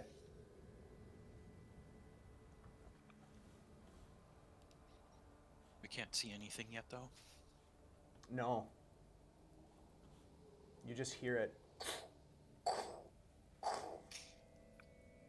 It's up ahead. Mm-hmm. Right. I think we better be Yeah, be careful. ready. Let's Be, move up. be cautious and just be ready.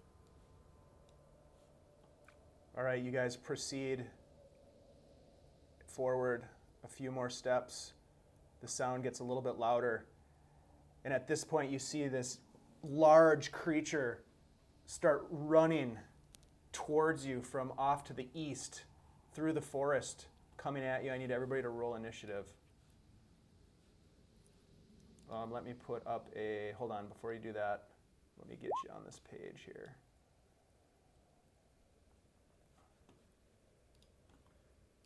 I jumped the gun. Do you want to use what I just Yeah, hit the roll or wait? We'll go ahead and use that. That's fine. All right. Roll initiative with disadvantage. Normal. No. Is initiative considered an ability check? I don't know. Let me look it up. I don't think it is because it's not an ability. It's just a turn order base. But verify. Initiative is a dexterity check. Yep, it is an ability check because it uses dexterity. Makes sense. All right, so Stan's in front, Corben, Mara.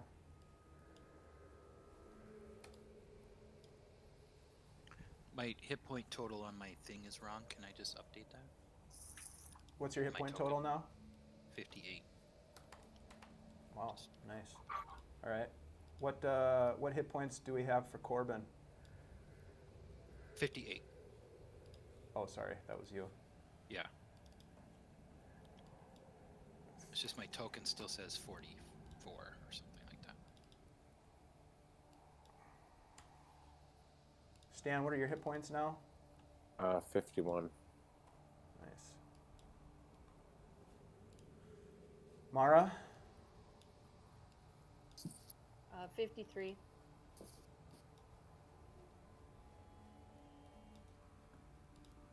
And Marzen, what are your hit points? 42. Ouch. I think I got pretty high AC though. Mm. All right. Oh, okay. Let me add your initiative. Marzen, yours was a 15? Yep, 1-5. Oh, I haven't rolled yet. Let me do that. Stan.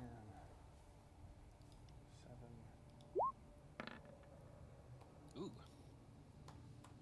Nice. natural 20. Mara. 10.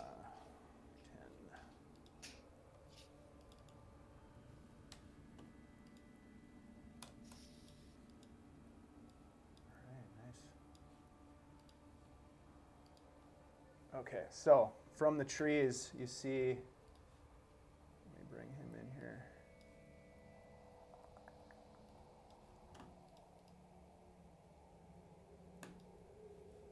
Whoa. You see this giant white creature running at you.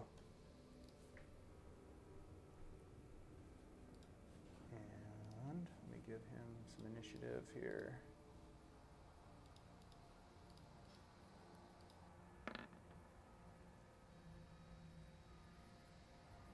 Oh shit.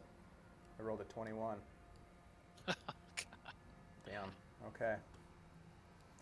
All right, so you see Stan, and well, everybody can see this happening. It is going to run forward. 5, 10, 40. Let's see.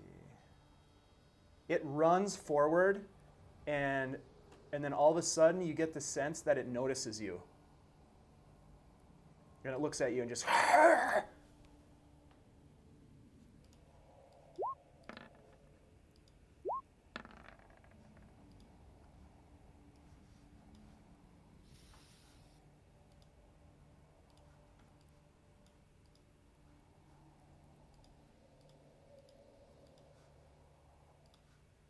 lot of clicking going on here.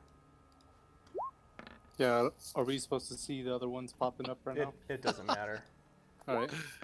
Oh, God. Hopefully it's a hunting party going after this creature and not us. All right, so that was the big guy's turn.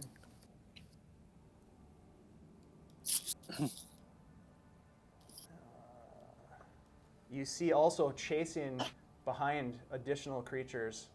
Come on now. 10, 15, 20, 25, 30. Dash 10, 20, 25.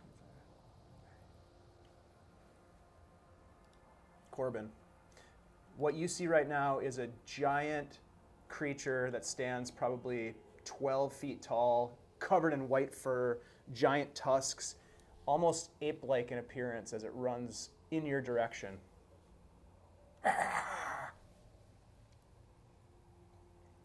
It's kind of growling as it sees you. Oh, geez, I don't know what to make of this. I'm gonna go up here next to Stan, and with my sword and shield drawn, and just ready in action, so that if it comes within melee distance to us, I'll attack it.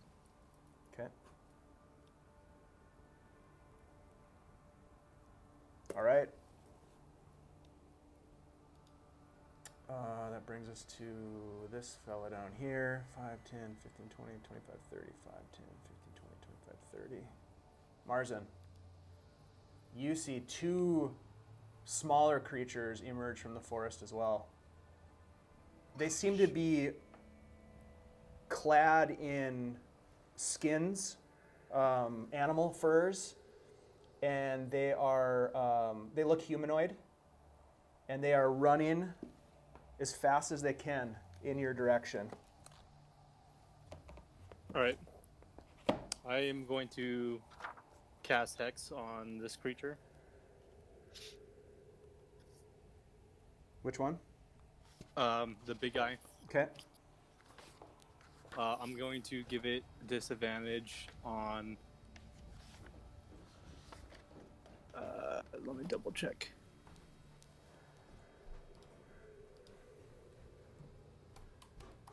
On wisdom save throws. Okay. Did it link? I'm trying to see. Does it? How?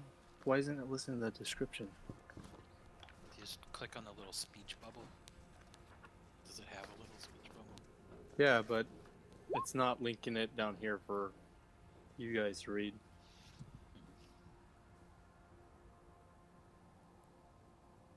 So it's you place a curse on the creature until the spell ends. I get to deal extra 1d6 necrotic damage. I also choose ability, and the target has disadvantage on ability checks made within that chosen ability. And you said wisdom? Wisdom. Yep. Okay. Let me write that down. Okay. Are you able to? So that was a bonus action. Would I be able to use a cantrip as an action?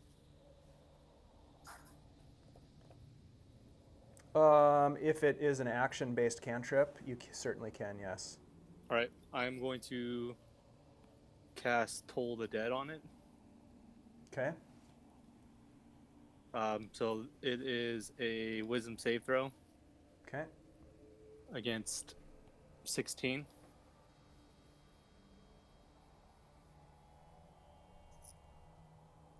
Got it. Wisdom save.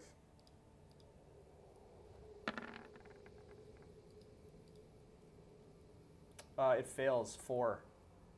All right. So it takes. Rolling it right now. It is the one on the left.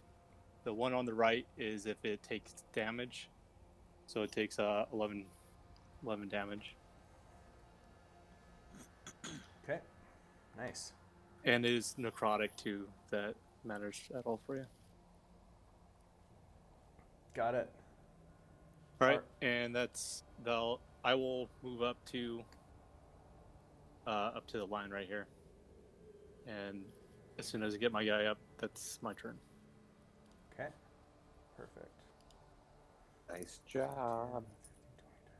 Oh, sorry, I gotta roll my hex damage.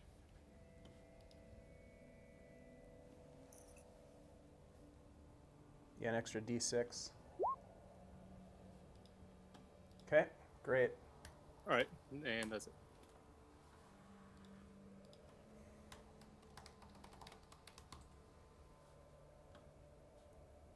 All right. So that guy moves up.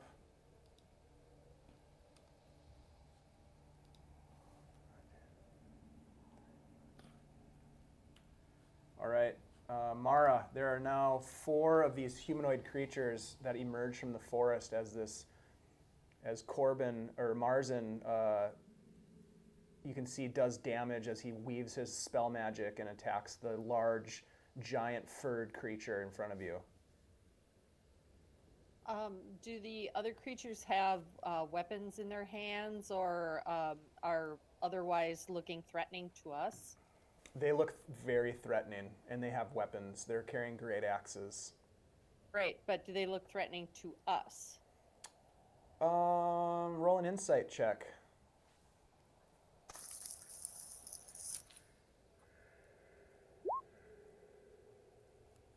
Nice. They look very threatening. Okay. To us, Just in general. just in general. Yep. Okay, that's what I'm trying to determine. All right. I am going to I'm going to ready an action because nobody has really attacked us yet, and I don't want to start something that is unnecessary to start. So I'm going to ready a scorching ray, Okay. and that's where I'm going to leave it.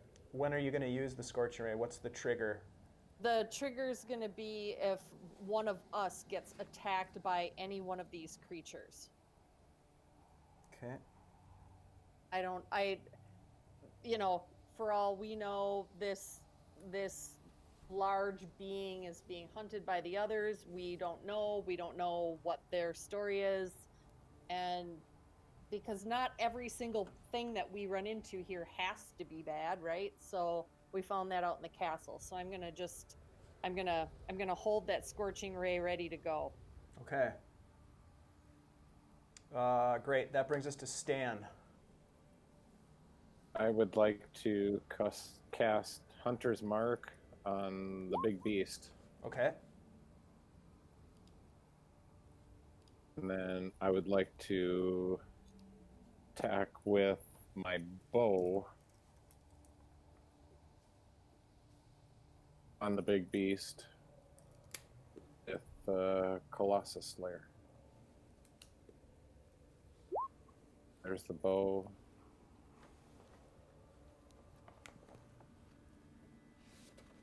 There's Colossus Slayer. Oh man, Stan, come on. Is he still at disadvantage? Yeah. I guess. Not sure if my attack roll is to disadvantage, but I had disadvantage on.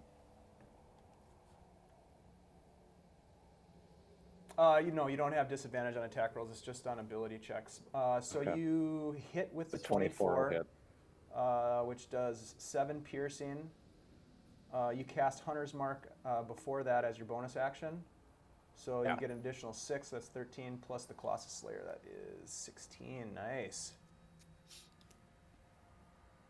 Your arrow hits center mass, and it just kind of like jolts this thing. And it looks at you and it just growls.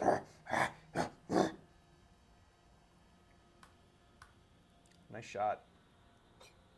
And then do I get my bonus action a second attack, or because I cast Colossus Slayer, that was my Colossus Slayer is not a cast. action? You're not casting Colossus Slayer. Okay. It's just additional damage that your class does when you attack something that has I mean- already taken damage. And you Yeah, I mean, have Hunter's Mark. you have what's called extra attack. You gained that at 5th level, and that allows you to take a second attack on your action if you're using your action as an attack action. So yes, you have another shot. All right, I want to shoot it again with the bow. Mm-hmm. I also want to add Colossus Slayer damage to And Hunter's Mark. and Hunter's Mark. Did I just roll a 1? Yep. For Colossus Slayer. Not for your attack. Roll Hunter's Mark. I'm having a hard time locating Hunter's Mark. There it is. Got it.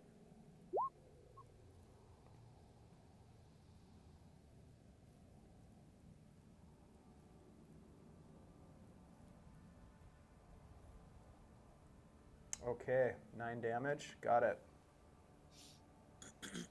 All right. Anything else, Stan?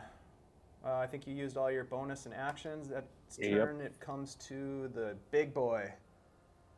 I don't think I want to move. I want to stay right where I'm at. No, we should hold this. Let's see. I need Marzen to make a Constitution saving throw. Just FYI, Marzen is within 10 feet of me, so he can get a bonus to a saving throw. What kind of bonus? From my aura. What kind of bonus? So he's within 10 feet of me. He gains a bonus of my charisma modifier equal to my charisma modifier, which is 5. So you got 21 for Yep. save. All right, you Yep. save.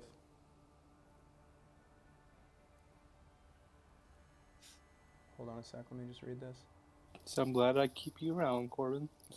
Just stay close, man. Oh, jeez. That's why I moved up next to Stan, because I didn't know what this Yeah. thing was able to do. Dude, we're gonna be doing some damage, man. I can't wait. Can't wait for this guy to get close to us. He is going to then move He's under forward.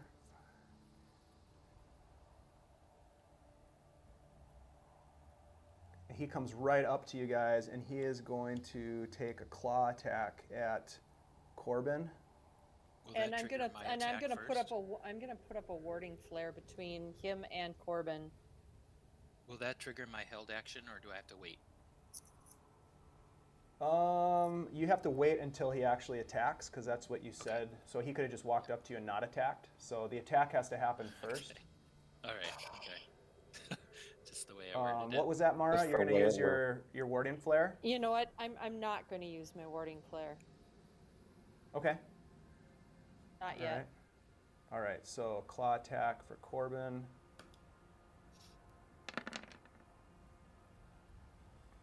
Uh, 18.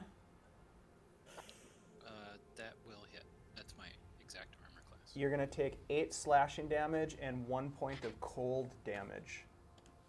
Okay. 8, you said? Yep. 8 and then 1? Yep. So a total of 9 damage. Okay. At that point, you can fire off your held action. Yeah, I'll do that. Now, is this the same as taking my entire turn? Nope, this is your reaction, so you get 1 attack. Okay. Alright, so I will, is this guy considered a fiend? No. Okay, so I will attack him with my longsword and add Divine Smite for 1. Okay. So, okay.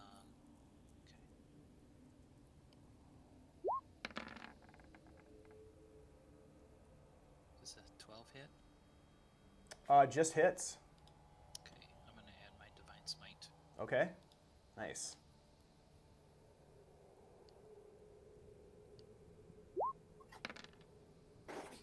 Nice. Wow. Wonderful. Wow, yeah, he takes a giant blast from you and kind of stumbles backwards. He's still on his feet, but he looks dazed. And Dave, does this now trigger my action as well? Nope, because you use your... Oh, you didn't use your reaction for Yeah. Warding Flare, so yes, it does. All right. And what was your reaction again? Scorching ray. Got it. So I'm that's it. I'm hurling my rays of fire. Mhm. 1, 2, 3. Yep. Boom. Whoa! Wow. How? Holy Wow! shit. All hits, right? Yep. Holy shit. 11? Yeah. You just singe this thing and it lights on fire and it stumbles backwards momentarily and then just falls to the ground.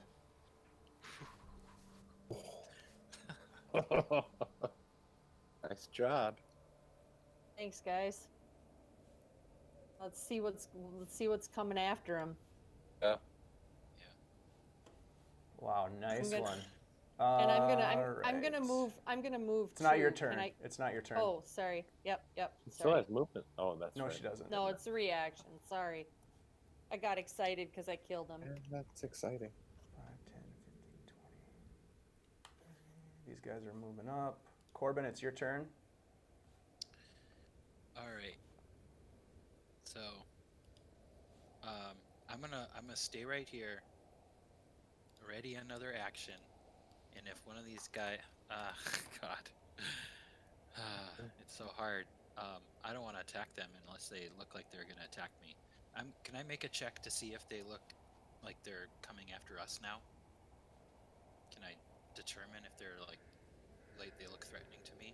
Oh, I totally want to say claim the You- kill. Actually, you can roll a insight check if you want to do that for your action. let me check one thing.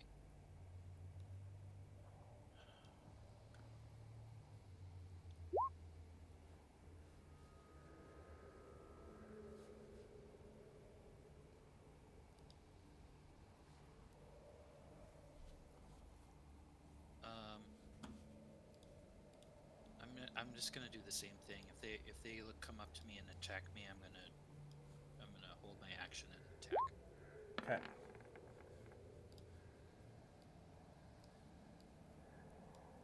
All right, held action. It brings us to this guy.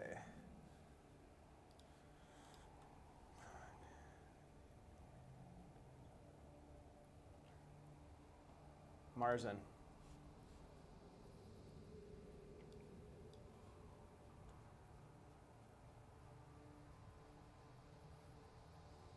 I think you're muted, Marzen. Yeah, you're muted. Yeah, I was. I was like, oh shit, I'd probably be good if I unmute. I'm gonna move my hex as a bonus action to this guy. Okay. Then I am going to attack him with my axe, and I'm also going to trigger a spell, Okay. which is my green flame blade. Okay. So I gotta see if it hits him first.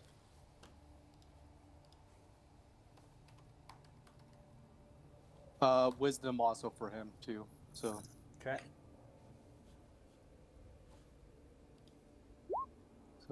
that's attack. Oh, shit.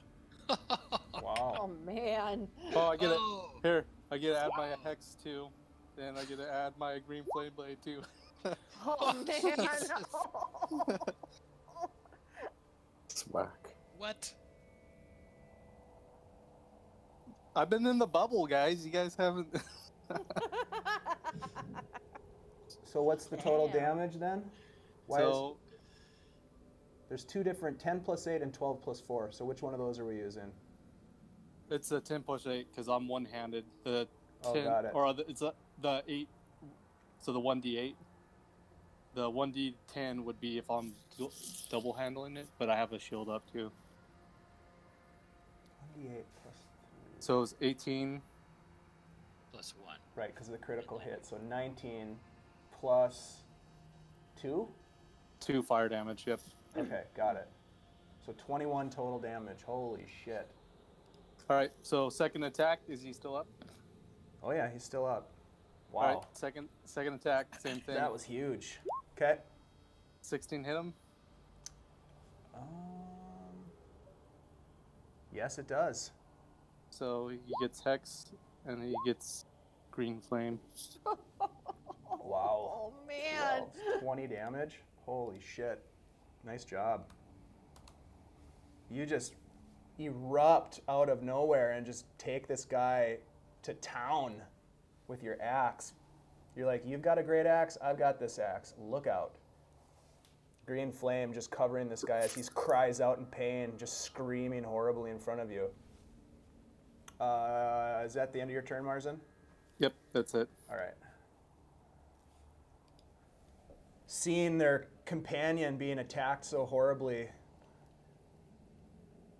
this guy moves forward and he is going to try to defend his friend by attacking Corben.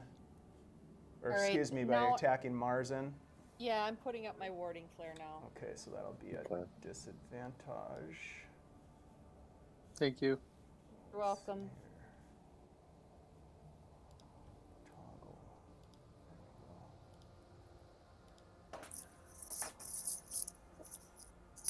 Disadvantage on the strike with his great axe. Oh yeah. 15. Does a 15 hit? Nope. AC's 18. He misses you. Okay. All right. So then,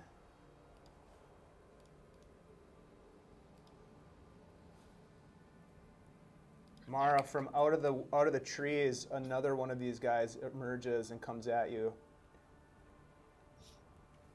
I'm putting up a warding flare now for me. Okay. Please.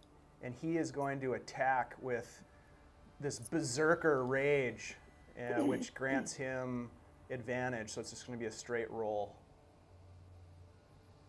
Because your warding flare and his advantage cancel each other out. 21 to hit. Oh, I'm not seeing any. For 7 slashing damage. Oh, that 21 was to be not sure. nice. These guys are converging to try to help their friend. Mara, you just got slashed across the chest with this great axe as this crazy-looking man emerged from the trees, and it's your turn. Yeah, I'm not too happy about that. No. I am going to, since he's up close and personal, I think that I'm going to call on my spirit guardian Nice.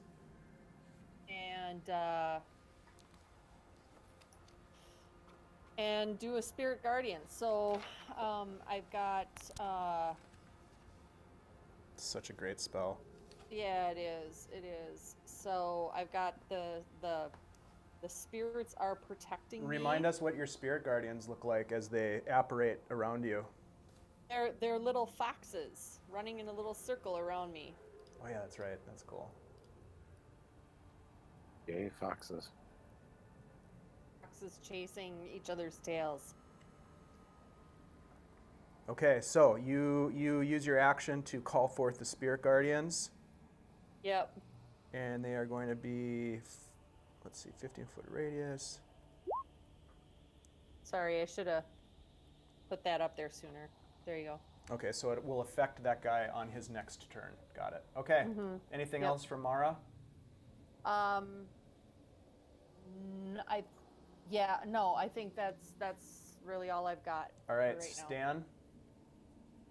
I want to move my hunter's mark from the creature to the one that has taken damage from the green flame. I think it's that one. This guy right I here. don't have click anymore. Okay, I Yep. want to move my hunter's mark to him. Okay, so you use your bonus action to move your hunter's mark. Yep. Okay. And then I want to attack him with the longbow. Okay. You're firing through people right now, so you might need to move to get a better angle. If that's what you want to do. Okay. Right. I want to climb on top of the toppled bear. And as I'm drawing, say, this is our kill. You were assaulted by this bear. We mean no harm to you. Other than this. And I'm going to fire longbow I'm Job. gonna kill that guy. on that guy. Okay, that 25, I'm assuming you don't have disadvantage. You just have it clicked on for some reason. But yeah, 25 will hit. All right, and then I want to use Colossus Slayer Yeah. to And Hunter's Mark. increase damage on that. Just once for Colossus Slayer, but give me a Hunter's Mark as well. And Hunter's Mark. All right. Every little bit helps. So Every little bit. 13 damage to that guy. You fire off an arrow and just right in his chest, upper left side of his torso, just nail him, and he kind of recoils a bit as he takes more damage from you and your group. All right, guys. We can kill you all, but we can get along too. Give us a break here. No one's against Then I it. pause for just a moment before I fire again on another second attack. Okay. Go ahead. And Same guy. same guy. I don't get any results from the crew. I don't get any standing down or anything like that. No. All right, then another longbow shot. Yeah, that'll hit. And then there's Mark. And then Colossus Nice. Slayer. 18. Oh, damn. Or yeah, 18. Damn. Yeah, you drop him. He goes down as your second arrow flies right in below, just below his chin into his neck, and blood just pours forth, and he drops to the ground. It's crimson spray all over this beautiful white blanket of snow. This is our kill back down. And I'm going to stay right there standing on top of the beast that we dropped. Okay.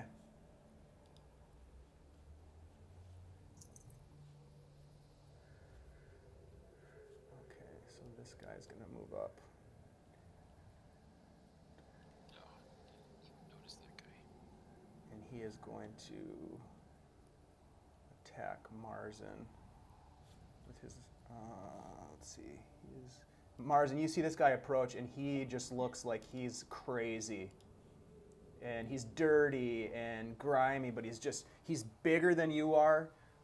He stands probably a foot taller than you, and he has this look in his eye like he is just gonna go nuts on you.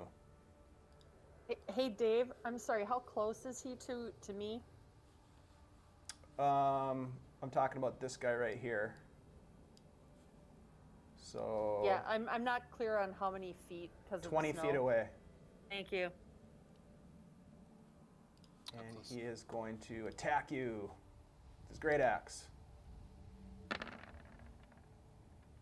Natural 20. Oof. Yeah, that misses. 16 slashing damage as his blade cuts across your chest, and you start to spill blood. You can feel the warm sensation of blood inside your armor as it drips in Right. between your armor and your skin. I have concentration on for Hex. How does that work again? For Roll a dexterity or a constitution saving throw. He'll have advantage +5 from me. Or not advantage, just +5. So 9. Yeah, Yeah. Hex drops. all right.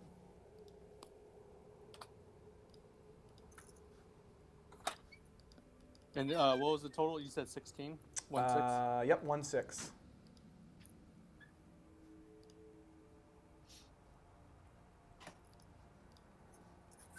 Okay, that brings us to Corben.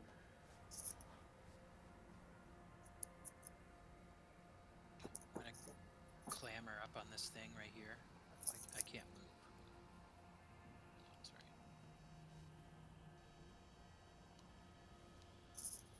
Oh, I see. Marzen, you're at 26 hit points, is that right?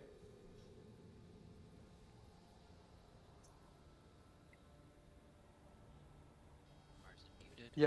Yeah, sorry. Okay. I was trying to unmute. Yep. Let's see. So Corben, you climb up on top of the beast as well? Yeah. Okay. Bonus action. Vow of Enmity. And that gives me advantage on attack rolls against that creature. Okay, so you have advantage against this guy. What is your vow of enmity that you utter? You know, I haven't figured that out yet. Just, you are now my enemy. Nice. All right, go ahead. I'll come up with something better. That's fine. That's good. Go ahead and roll your works. attack. He gets the picture. 13. That hits. Okay. I will add 1 Divine Smite to that. Okay. For a total of how much? Here it comes.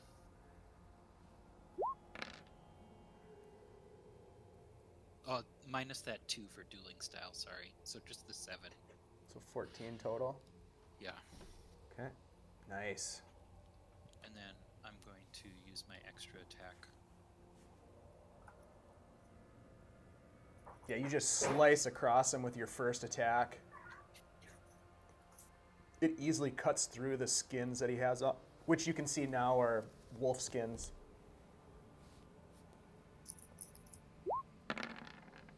Oh yeah, he cries out in pain as your second attack comes past him and slices through him again for 15 damage. Wow, that's a Yeah. brutal one. Okay. Okay, that's it. Nice. Yeah, he looks pretty rough. Marzen. I'm gonna hex this guy, Okay. then attack him with my axe. It's another spell Man. slot to hex this guy. Yep, I just knocked it down to 2. Got it. Okay. Then green flame the braid. Yeah. Why wouldn't you? The thing is overpowered. OP. So here's the attack on it.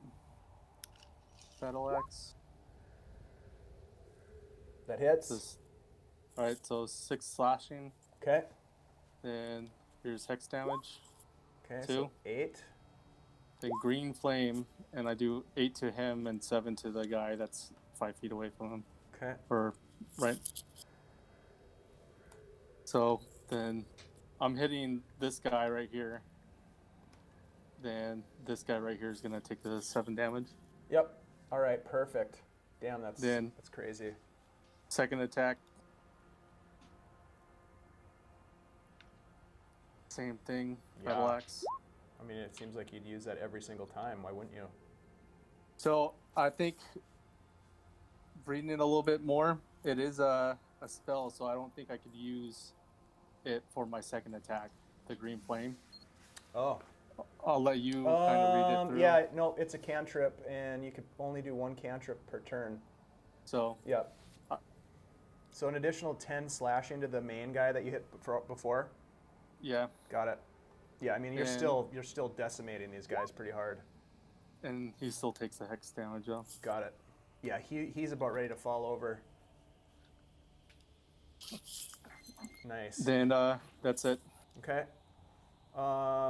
Yeah, he's kind of like wavering back and forth, but he is going to take an attack at you anyhow, Marzen, kind of as a last-ditch effort. Might put me down. He's going to swing at you with his great axe. He just kind of like hefts it up over his shoulder and slams it down towards you. 21.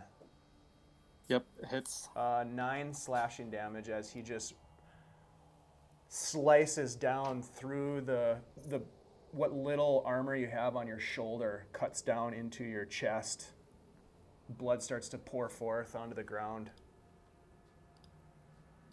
So you're down to 17. Yep. Okay. Mara, the guy in front of you is going to make a wisdom saving throw against your spirit guardians. 12. All the foxes. I think that fails probably, but I don't Yep, know. that fails. Okay, so go ahead and roll damage for me. I'm sorry, I have to. 3d8 radiant. Thank you, because I don't have my glasses on.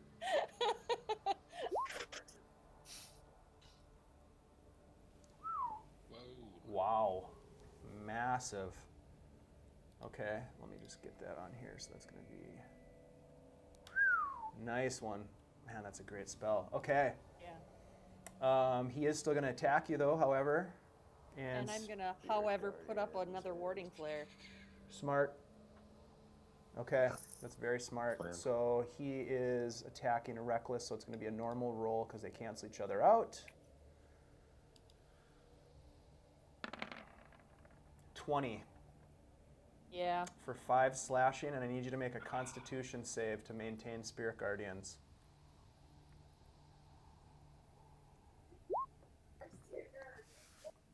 Oh yeah, Oh. no problem. And I'm sorry, what? How many? How much damage did I take? 5 slashing damage. Thank you. And you are able to maintain concentration on your spell. Awesome. Nice job. All right, let's see here.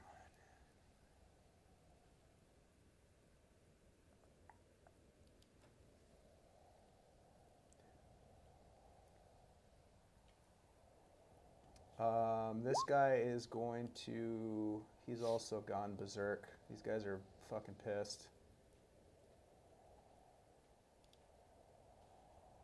And he is also going to attack Marzen. Oh boy. Oh boy. Oops, that's not what I meant to do. There we go. Fingers crossed. Oh, 22. Sorry. Yep, hits. 14 slashing damage. Still standing. Holy crap. Okay, Mara. I'm going to hit this guy with guiding bolt. Okay. How Go about ahead and that? make a spell attack. Oh shit. Whoa. Yeah, that definitely hits.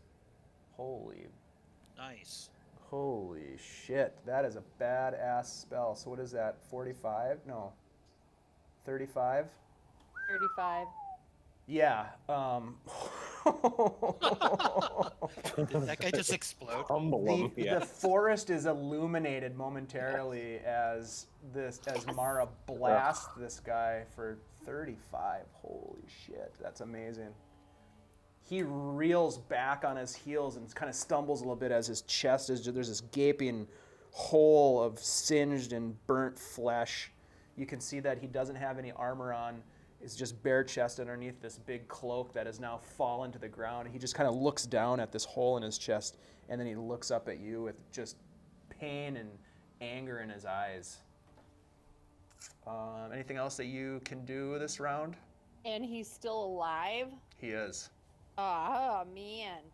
Let me see here. I don't think my spirit guardians Nope, that happens at the beginning nope, of his turn. that already happened. So, no, that's all I've got for now. Okay, Stan. Which one was he, Dave? Working This it. one right here. You see Okay. that? Right. I would like to. My other Hunter's Mark character was dead. I'd like to move my Hunter's Mark to the one over by Mara and shoot a longbow arrow at him.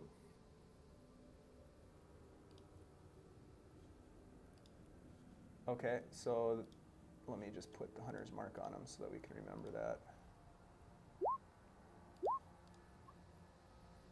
Yeah, that hits. And then so do your hit him with Colossus Slayer Hunter's as Mark well. and Colossus Slayer. I'm gonna hit it over there. Nice. Oh, yeah. Yeah, as you fire at him and the arrow flies through his neck again and he goes down. Yeah. Hey, thanks, Dan. You still have your extra attack. Can I use Hunter's Mark? Can I move Hunter's Mark No, again? you cannot until your next bonus Okay. action. And I would like to fire on the. I wish I could put a beacon. The one just to the right of the beast, nearest one to us. Mm-hmm. Yep, that one. Okay. Fire a longbow arrow at him. And he's already taken damage, so Colossus Slayer on him too. Oh yeah, he goes down as well. Stan is just blasting these guys and dropping them in their tracks. Nice. Nice to have you back, Stan. Good to be back. Yeah. No more ghost Stan. No more ghost. And then I think I'm gonna stay put right there, still standing on the beast, and say, "This is our kill. Get out of here!" Okay. Brings us to this guy here. He is going to Yep. swing at Marzen because you're right there. Yep, and he is going Ballistic. 17. 17 misses. Ooh, nice. Lived another Nice. day. Yep, very nice. Damn, that's lucky. All right, Corben. All right. Wow. I can't reach those guys. You got to move to get closer if you want to attack with melee. You can Can I cure see Marzen that- a little bit. Yeah. Can I see that Marzen is messed up? Oh yeah, yeah. He's Yeah. taken some serious beatings. He's barely up at this point. All right. I'm gonna do lay on hands. That's a full action to give him. I will give him 15 hit points. Nice. So you're up to 18, Marzen. I've got one more smack left in me. All right. That brings us to Marzen. Unless you want to move, right. Corben, do you have any movement or anything you want to do? No, I'm just gonna add disengage. Get closer to Mara. That's all I'm gonna say. Okay. I'm good. The Viking and Marzen's just blood rushing through. He's going all out. Yeah, he's seeing happening. red at this Okay. point. All right. Yep. Use another spell for Hex. Okay. On which guy? On this guy right here. Okay. So Then, he's gonna get the hex marks the spot. yep, I'll use a cantrip on him too. So green flame. Of course. So here's the attack. Hopefully it hits. Yeah, 22 hits. All right. So he takes Hex, and Nice. green flame. Nice. So 10 total damage. Yep. Nice. Still up? Yep. Oh yeah. Yeah. All right. Second attack Okay. and Hex. Wow. An additional So 15. 15 more. Nice. Yeah, you just Not- swing at him twice, just shearing through the little bit of animal pelts that he's wearing and cutting into his skin. But he's still up. All right, and I'll end my turn. Okay. Yeah. Fuck, these guys are just kind of ganging up on you. It's a little bit of a gangbang. We're hemmed in here against a rock and a hard place. Yeah. Take it all the way to Valhalla, baby. Yep. All right, Marzen. It's just the placement of the tokens here on the map, buddy. Nothing personal. No, it's right. I ran towards them. Yep. So Hey, Dave, I'm sorry. Can you give me a distance on You this can do guy? it. You can do distance yourself if Oh, you that's click right. on the distance tool Right. on the left-hand side. It looks like a circle with a little ruler on it. Yep, forgot about it. Sorry. All right, so Marzen. 20. Okay, he's inside my spirit guardian bubble. Okay, I'll roll a wisdom check for him. But Marzen, you take 10 slashing damage. All right. And he's going to do a wisdom check. he has disadvantage because that's my Hex. Yep, so 10. So go ahead and roll damage, 3d8. Mara? I think it's 3d8. Yeah. Wow. Nice. So that she does Jesus. damage to him after he hits me, roll. though, right? Well, it would have This- actually this happened one. at the beginning of his turn, but we're doing it now. Oh, all right. Does he do damage to me then? Yeah, he did 10 slash into you. 10. All right. Yep. Then I'm guessing a 10 save is not good. Yeah, you drop your hex. All right. Oh, what kind of save was that? Constitution. With yeah, I You get some- added. Oh, you I- added my +5 Yep. for I being got a next to 10. me. All right. Yep. Okay. All right. So he drops hex. Which was this thing? Okay. That was this guy. So yeah, Mara, it's your turn. All right. I think I'm gonna. Oh, sorry. I lost my. Constitution. Yeah, I missed my thing. What I was gonna do here. I'm gonna run Scorching Ray again on this guy right here. I can't, for some reason, I'm not able to ping him.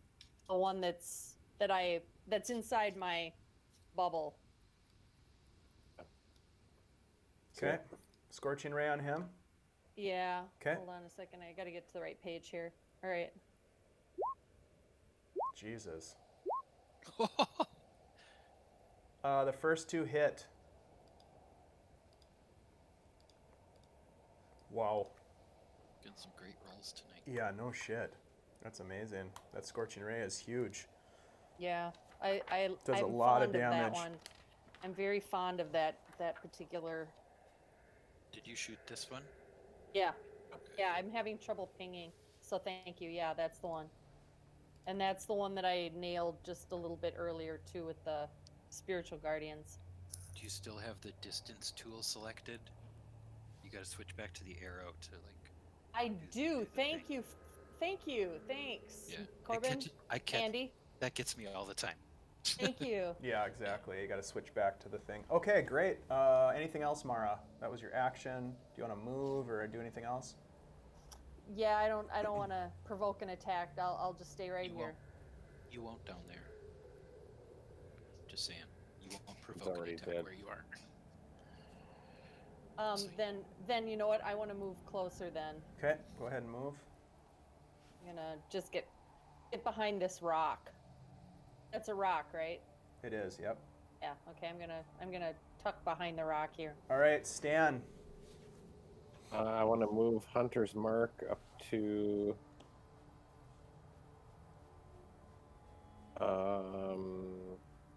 one right by Mara. On the other side of the rock. This guy here. That one. Yeah. Okay. Actually, looking at it again, can I hit him with a bow shot from there? You're gonna Or have is to the rock move. in the way? There's a lot in the way. You're gonna have to move. How about the other guy up in the upper right-hand corner? You can try shooting at him for sure. Yeah. I mean, there's people that are kind of in the way, but you can go ahead and try. All right, looking at it again, I want to transfer Hunter's Mark up to him and shoot him with the bow shot. Okay. Go ahead and roll to hit.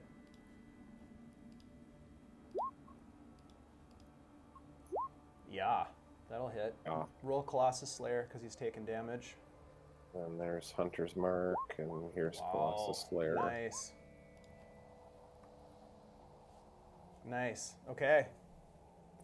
He gets hit with an arrow shot. Still up. Oh yeah. I'll tell you if he goes down. All right. And I will shoot him again while he's up. Mm-hmm. As you should.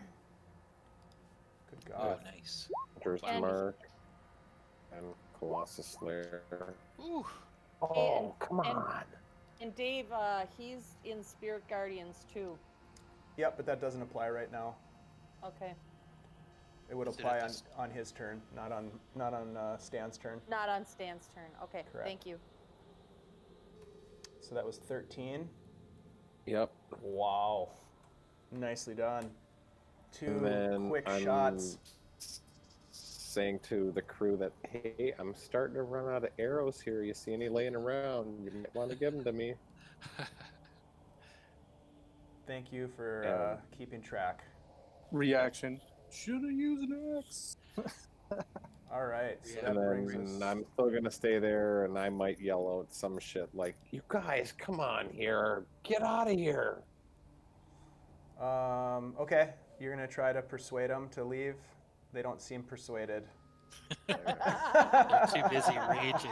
Yeah, they're enraged at both their friends being killed and their quarry being taken from them. Marzen, you're just sort of the punching bag here. And Does he take damage for starting his turn in it? let's see. Yes, he does. Let's see. Just hoping it. Yeah, hoping it kills knocks him before, out. yeah, before he kills me. He fails his wisdom save. Nice. All right, let's. Roll some damage. Nice. Yep, that drops him. He's done. Freaking The by spirit, the teeth. yeah, the spirit guardians take him out. Nice. There's some. I mean, they're cute, but they're mean Yeah, foxes. exactly. They don't mess around. Corben, that brings us to you. There's one guy still standing. Can I get to let's see, hold on. Okay, I'm gonna go. One, sorry. One, two. I'm gonna bonus action Vow of Enmity and attack him two-handed.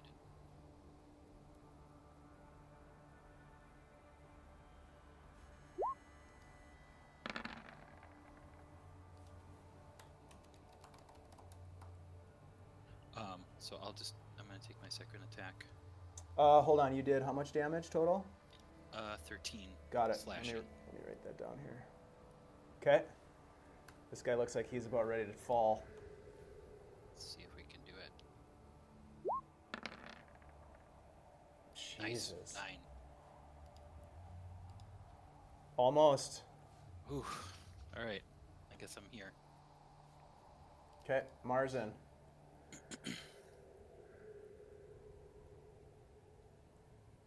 Marzen's gonna go out in style. Let me guess, green flame blade. Hex green flame base. Yeah. All right, I'll mark it off my character sheet here in a second. I'll roll for attack first. Battle axe. Yeah, that hits. Hex. Yep. Green flame blade. Yeah, he's dead. He just erupts into green flame and just fries and cries out screaming as he burns into a smoldering pile.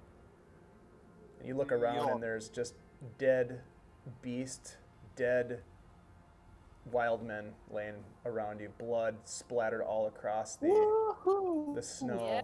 Yeah. I'll start pulling off some furs off. One. Yeah, that's you guys have exactly found your what- winter yeah, clothing, that's for sure. That's Yep. Yeah. exactly. Yep. You're reading my mind. I'm gonna go over to this dude. Furs and and- arrows. Save the arrows, please. Get them back to me. Do they have any arrows on them, Dave? You can go ahead and search him if you want to roll an investigation check on that guy. Stan, how many arrows did you fire? 10. Roll a d20 for me. Mara, they do not have arrows. They really don't have much except for animal skins and axes.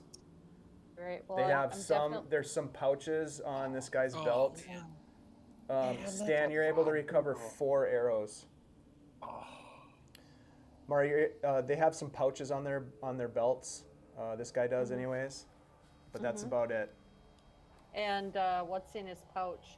You open up one of the pouches. There's 2 pouches. One you open up, and it looks like it's dried meat of some kind. And the other pouch seems to be some sort of powder that you're not familiar with. Well, I'm gonna take both of those pouches and put them in my bag, Some kind of and rage powder. take his nice warm boots and cloak. I don't care if there's blood on it, and I don't know if I'm able to carry that battle axe or not. With that, with Oh, yeah, get some with my battle with axe. my pack with my pack and my size, I'm not sure if I'm going to be allowed to carry that. It's more than a battle axe. It's a great axe. It's much larger than what Marzen uses. Yeah, I can't take this, guys. One of you, if you're able to, but I cannot take this. Okay. We should But I'm search but all I- these guys. yeah, but I'm definitely taking all the warm boots, the warm cloak, the pouches, the whole deal.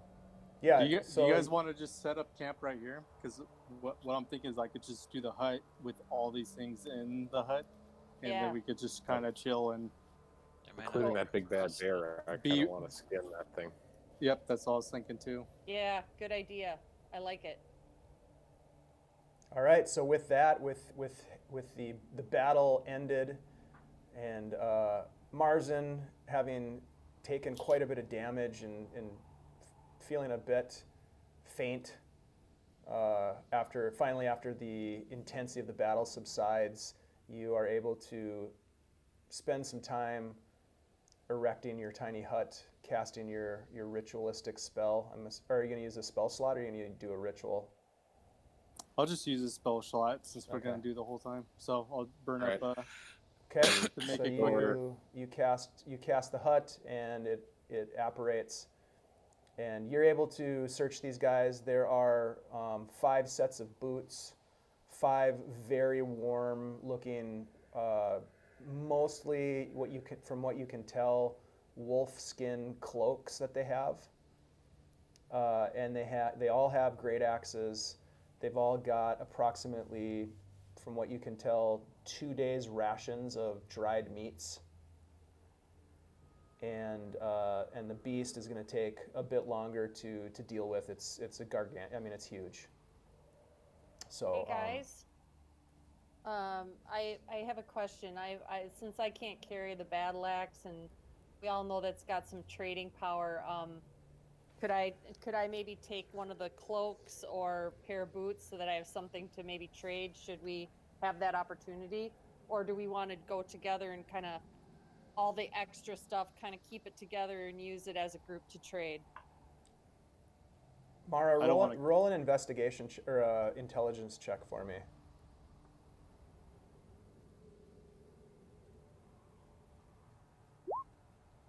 Okay.